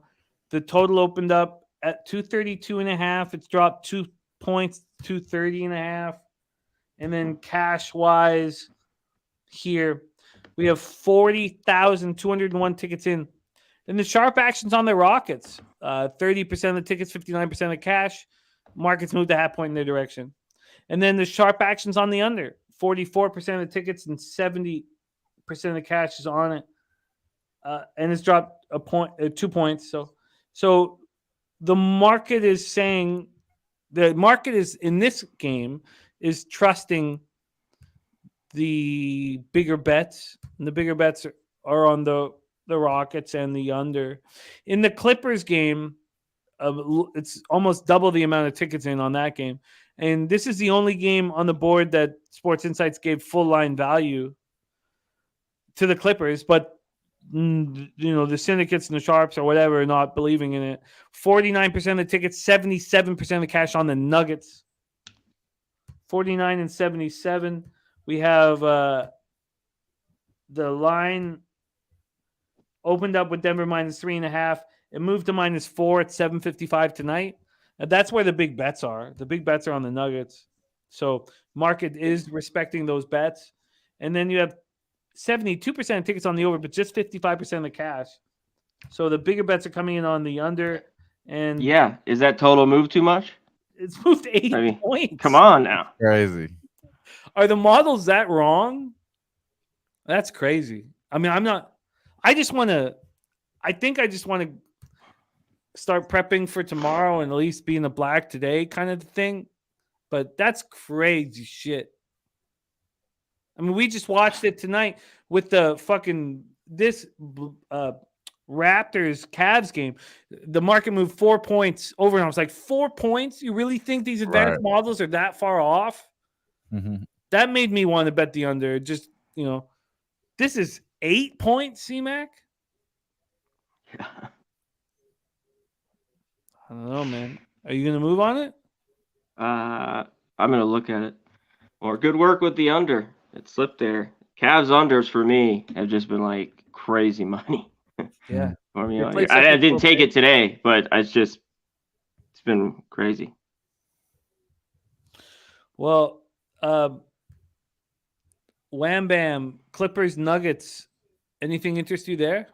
Yeah, so that's the last bet that I have for the day. It's going to be Russell Westbrook ladder spot from the 8 to the 10. Better shooters around them. Obviously, the Lakers got better shooters now since the trade, but when he was there, they didn't have any good shooters over the last year or two. And now that he has that, you're seeing Kawhi going crazy on the three. You're seeing Paul George going crazy from the three. And those guys are getting wide open looks because he's going to get by guys. They're going to play him on the twos. They're going to play him in the paint. They want him to, the defense is going to allow him to shoot jumpers. But he's going to go on the court. I think that he's going to play a high pace. They're going to show pace. They have been going over both of their last 2 games since he's been in the lineup. I expect them to continue to do so since he's in the lineup, especially against a team that's coming off of a back-to-back, going from the road, going back home. I know they're used to the elevation, but it still has to affect their bodies here. So I think the Clippers may have an advantage even though they are on the road here. So I like the Clippers as far as a lean if I had the free bet on the side. But as far as the bet they're here, it's going to be the best bet. It's going to be Russell Westbrook over 7.5 assists at +100. I laddered that all the way up to +10 to front and a half 10 assists at +160. So that's where I'm locking in at. If I was to make any additions here, it's going to be Dame. Kind of kicking myself that I didn't take the De'Aaron Fox to have 30 points. Right now he's at 18 points, 6 from 9 from the field. Looks like he's going to get that. It's only 7 minutes left in the third quarter. He has enough time to get 30 points, so I think that he might be able to do that.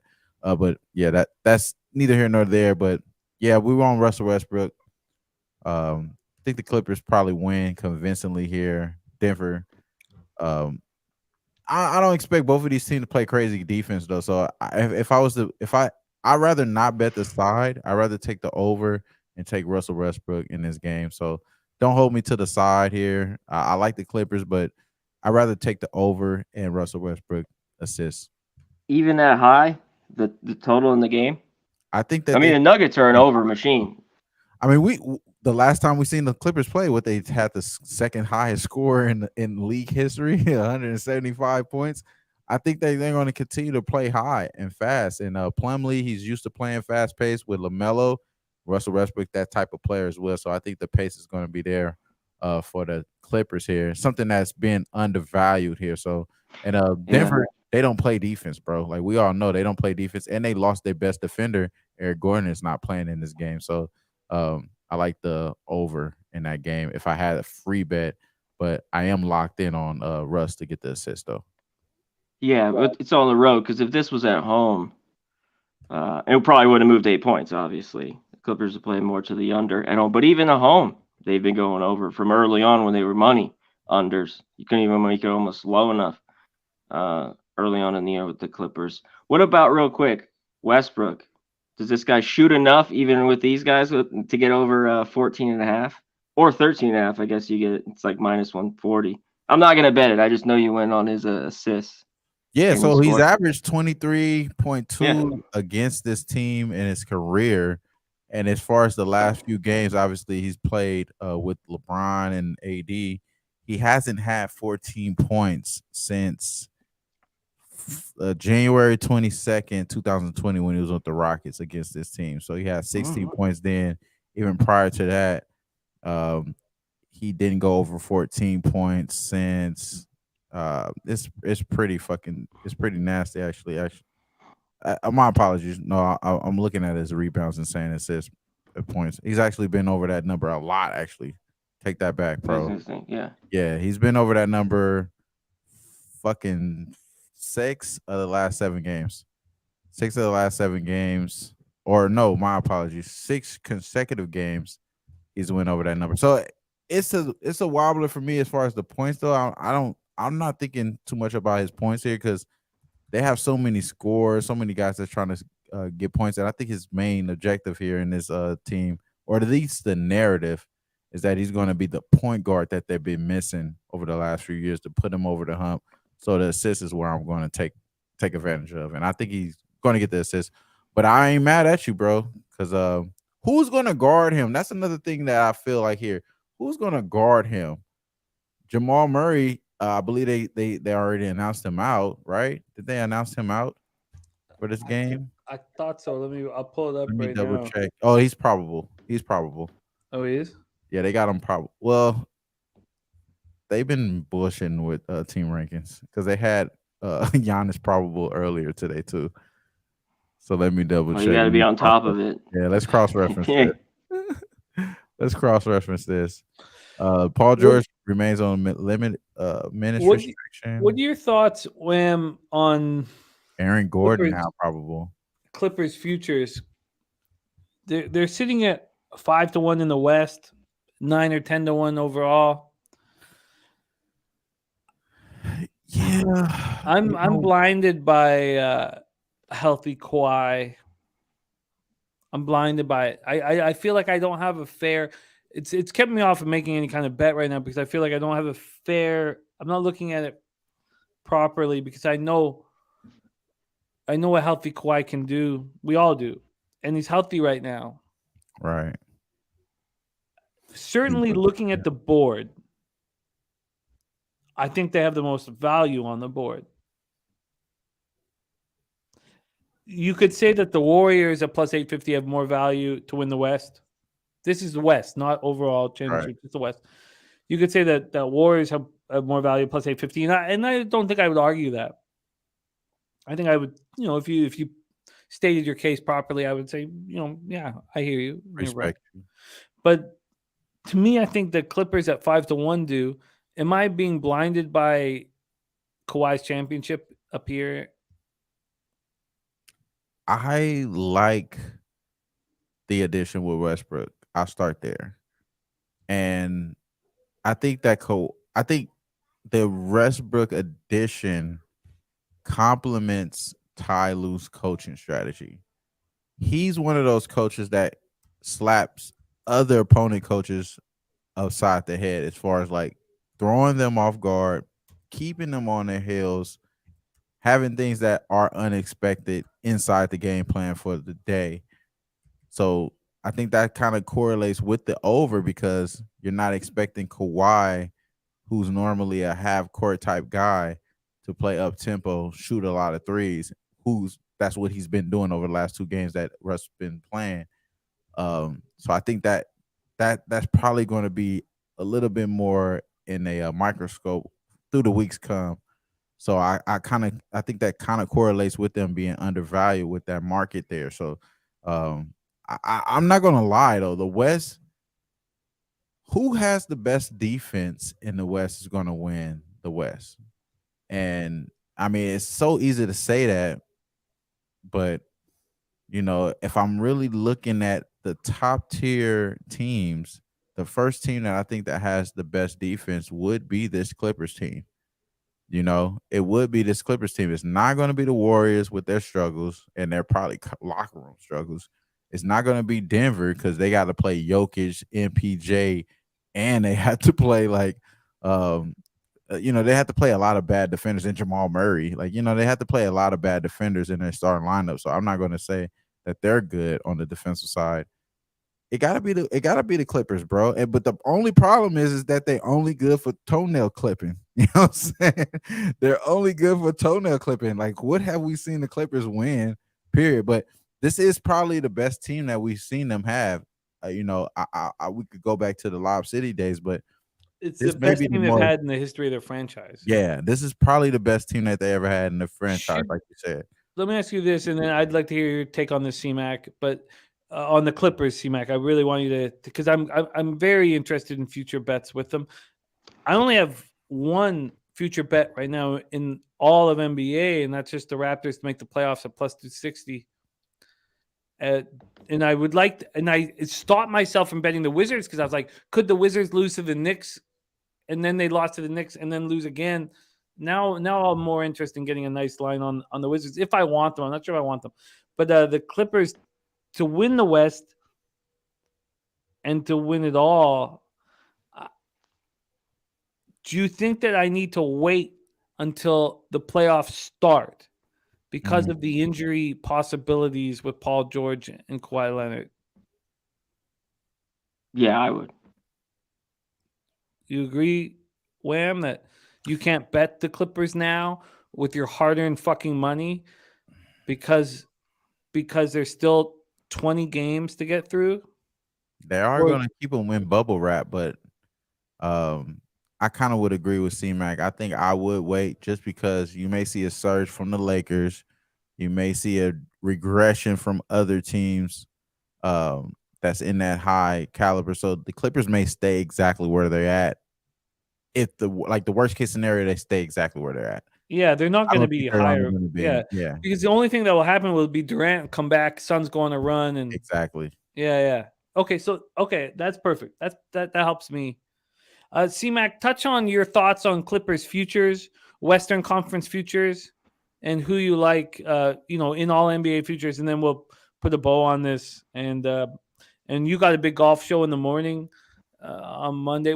And then actually, why don't you roll into the big tournament on Monday? I'll tell you what, C-Mac, when we're in San Antonio, I'm going to be running with the golf action that you and Ghoster drop. Go, let's get it. I want golf action and UFC action when I'm in San Antonio, which is outside of my angle. But touch on the Clippers for me in NBA futures first, C-Mac.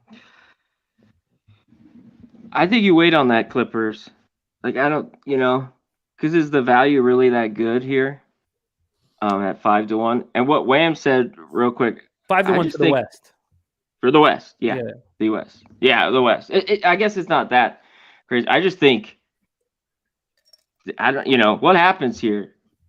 Some of these teams regress. I think it's just too open. Even a team like the Grizzlies, the Warriors get healthy and run. Do the Nuggets step forward, finally play deep? Like when it counts, they've been red hot. Does that actually, work this year where they're all healthy? Mm-hmm. And the Suns, all the pressure's on them.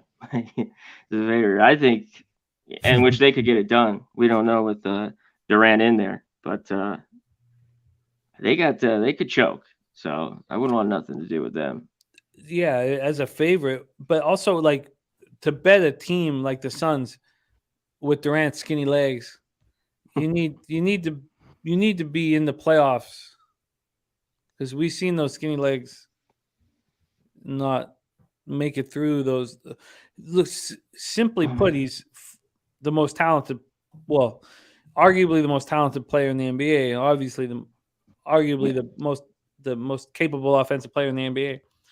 But God, we've seen those skinny legs not make it through playoff series, and we saw the Raptors win a championship on San Francisco, or it was Oakland then, on Oakland's floor. Real quick, what do you guys think of the East?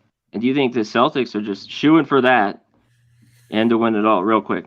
I had this conversation with my supervisor at my job. He's a Sixers fan, and I'm going for Embiid to win the MVP. I'm not going like I didn't bet or anything, but I'm annoyed with the narrative with Jokic winning MVP 3 times in a row. Putting him up there with Triple double though, man. I understand. Honestly, this is the best time for him to win it out of those last few times. Like, this is the most argument that he had. Like, this is the best argument. Yeah, this is the best argument for sure this time around. But at the same time, we got to think about the historic factors into this situation. Why? We have to, bro. No, we don't have to. I don't want to put him up there with Larry Bird. Why not? I mean, why? I motherfucker is not getting out of the second round this year, bro. He's not. They're not getting out of the second round. Their defense is never going to be top 10. They're never going to be a good playoff team.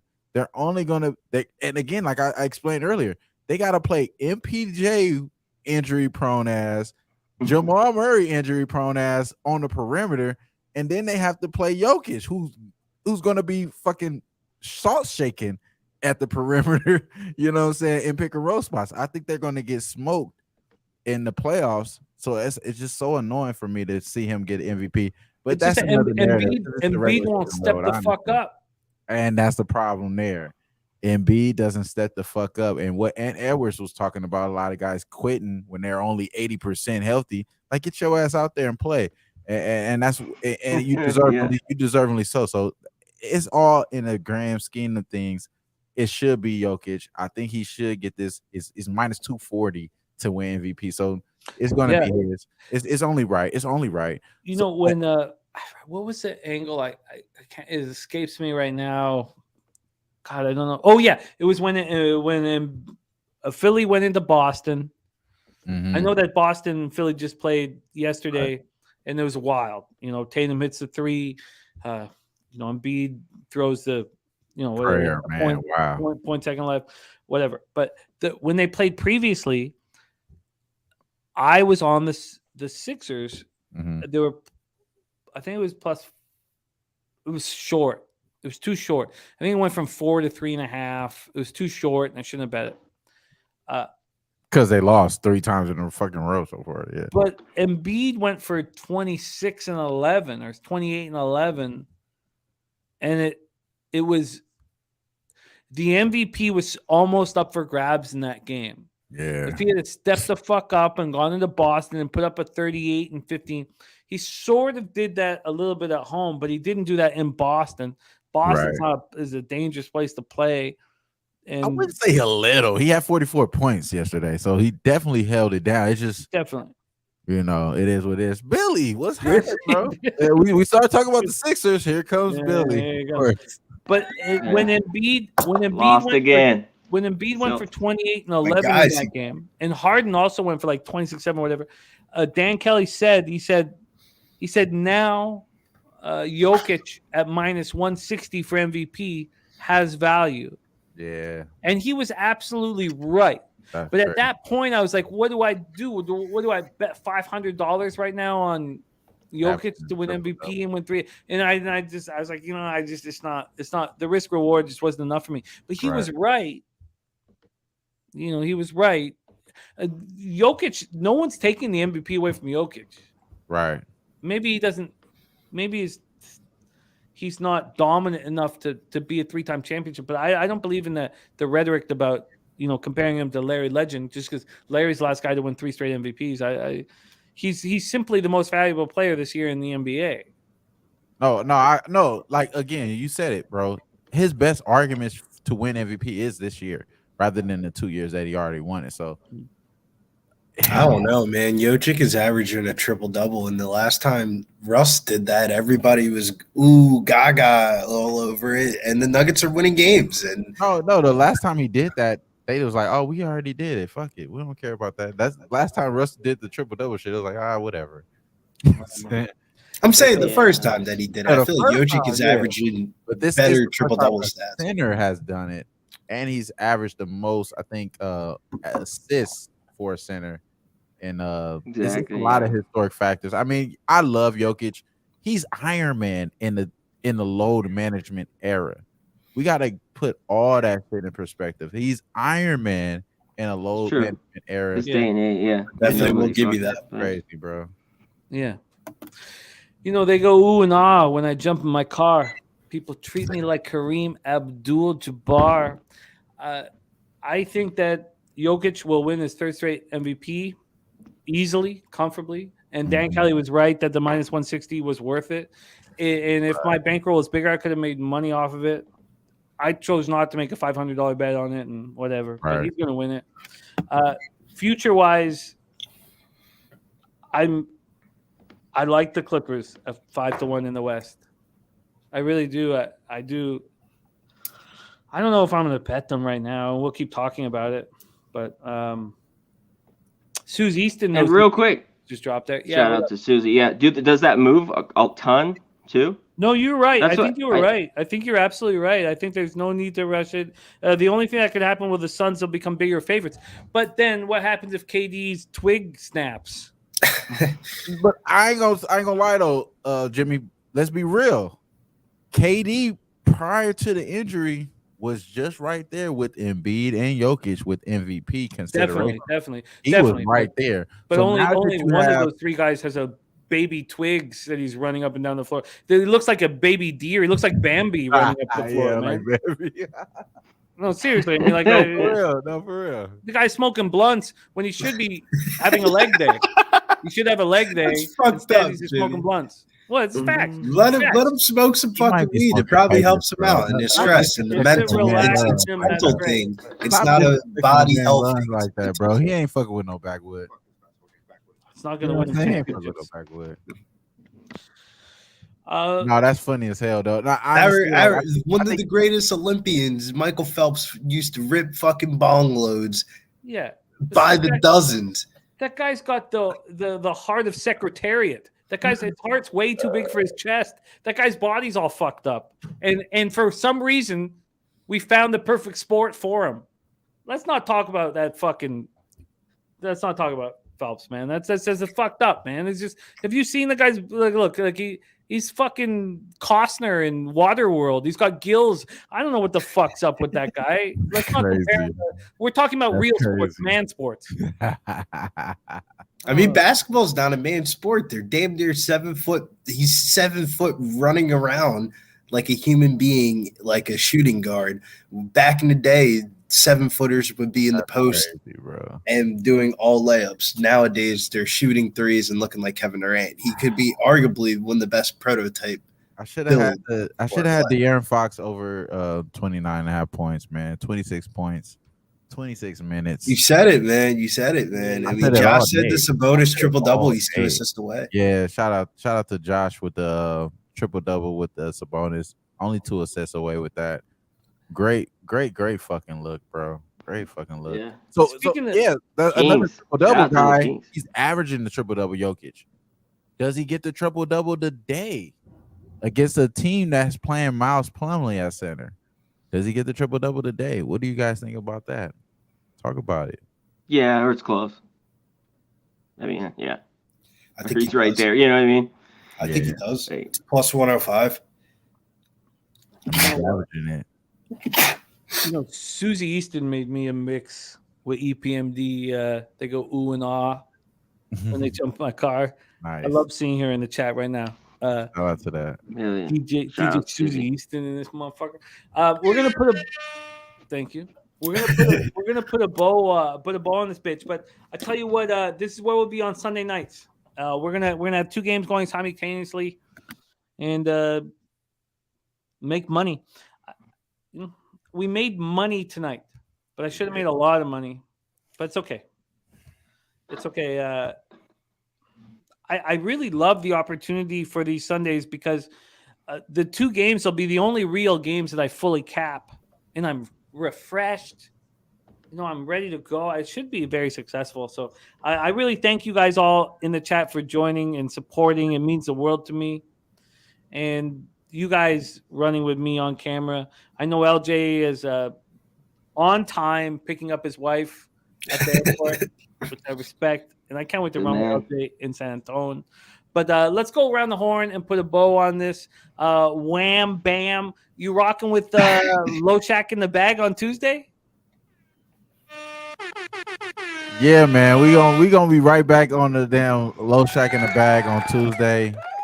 Y'all know where to find me. Trot Wam on Twitter. Who banging sports talk on Monday here. Back on the NBA pub. I might be sliding in throughout the damn. We gotta talk to Slaughter, see if we can get me in on some other times throughout the week, just to pop in when I'm available. But for the most part, you catch me here periodically on Pub Sports with Jimmy, with Billy, with Ian Babano, Dutch, Ski, Connor Mack. Shout out to Connor Mack as well. But yeah, making sports talk, you already know, bro. One day I'll make an appearance real quick. Man. I can talk basketball with you. For the playoffs, I'm going to definitely be out here campaigning for Connor to slide through on the playoffs. I will. I need C-Mac to do NBA with me on. Well, now I got Brizzy on Thursdays, but C-Mac, C-Mac's very good at NBA. We all know that shit, man. Only right. He's fucking money in the bank in NBA. C-Mac Fridays. C-Mac Fridays. Bro, it's just like it used to be Big Mac Fridays. Shout out to the Big Mac as well. I got one right. No, that's why I said random as fuck right there. Random as fuck. But no, like honestly, appreciate Jimmy for having me on, bro. Shout out to Billy. C-Mac always loves sharing the screen with you two genuine kings. You know what I'm saying? Keep y'all shit going on. And my boy Nutless, he said wham over under the applause. 22. I would so do it. And we gonna keep going over that motherfucker, bro. Because it's deserving. It's deserving, bro. Yeah, we've been together, bro, for so long. Shout out to Jeff Slaughter for keeping everything together there. But we on Russell Westbrook tonight, man. Him to have 10 assists, we're gonna really eat. But 8, we gonna cash. So how many turnovers though? I don't care. I'm guessing 6. We need 7.5 assists. We need our guy to hit those threes, though. We need our guys to hit the threes. So that guy, we're gonna get it.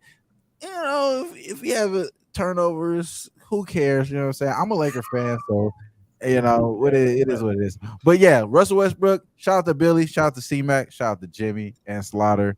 Everybody in there. Jose. We will be at the Pub of Palooza, drinking, parking lot pimping, like Dutch says. cracking. I can't wait to be in that goddamn parking lot. God, man, I love it. I'm so excited about San Antonio. We love you, Wham Bam.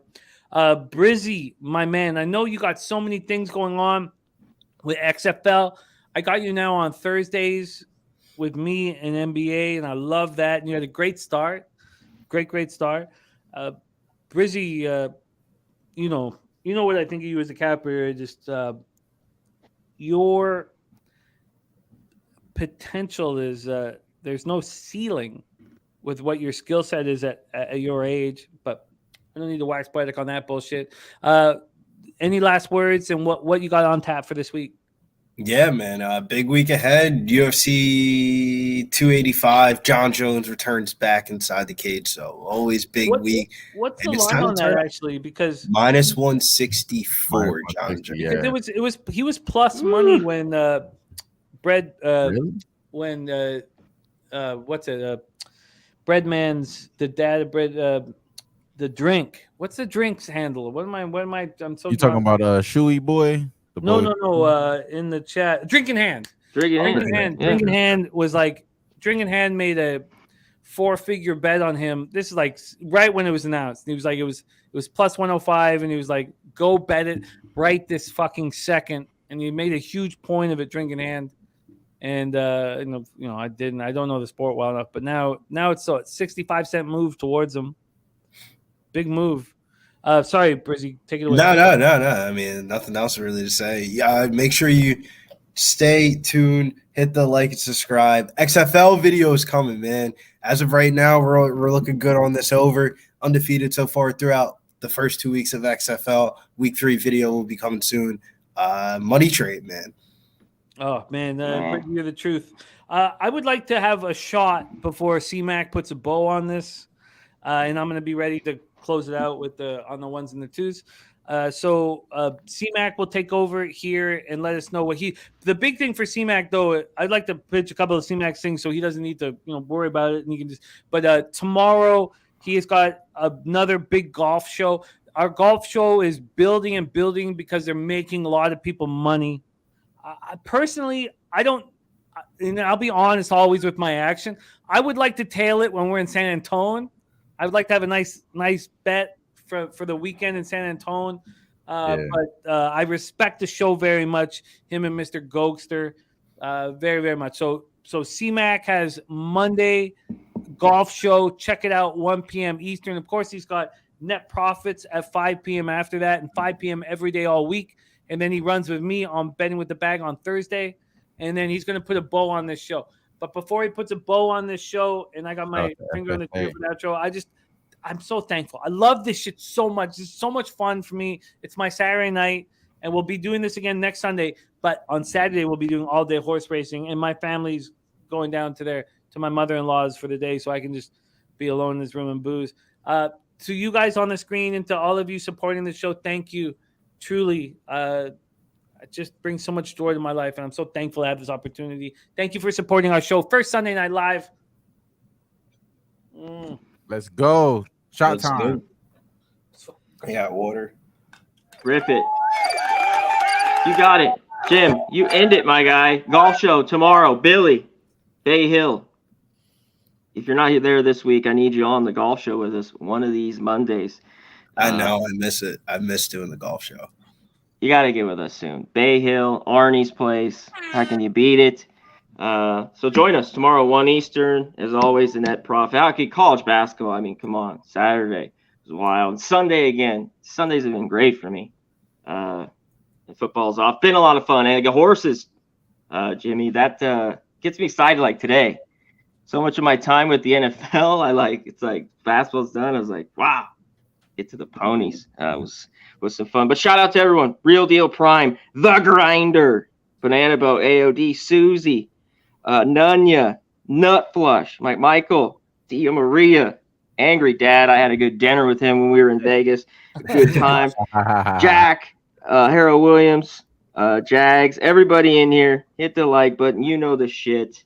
Let's get out of here. He's Jimmy the Bag. He's Billy Briz. He's Wham Bam. I'm Connor Mack. We will see you later. We be pumping! Peace!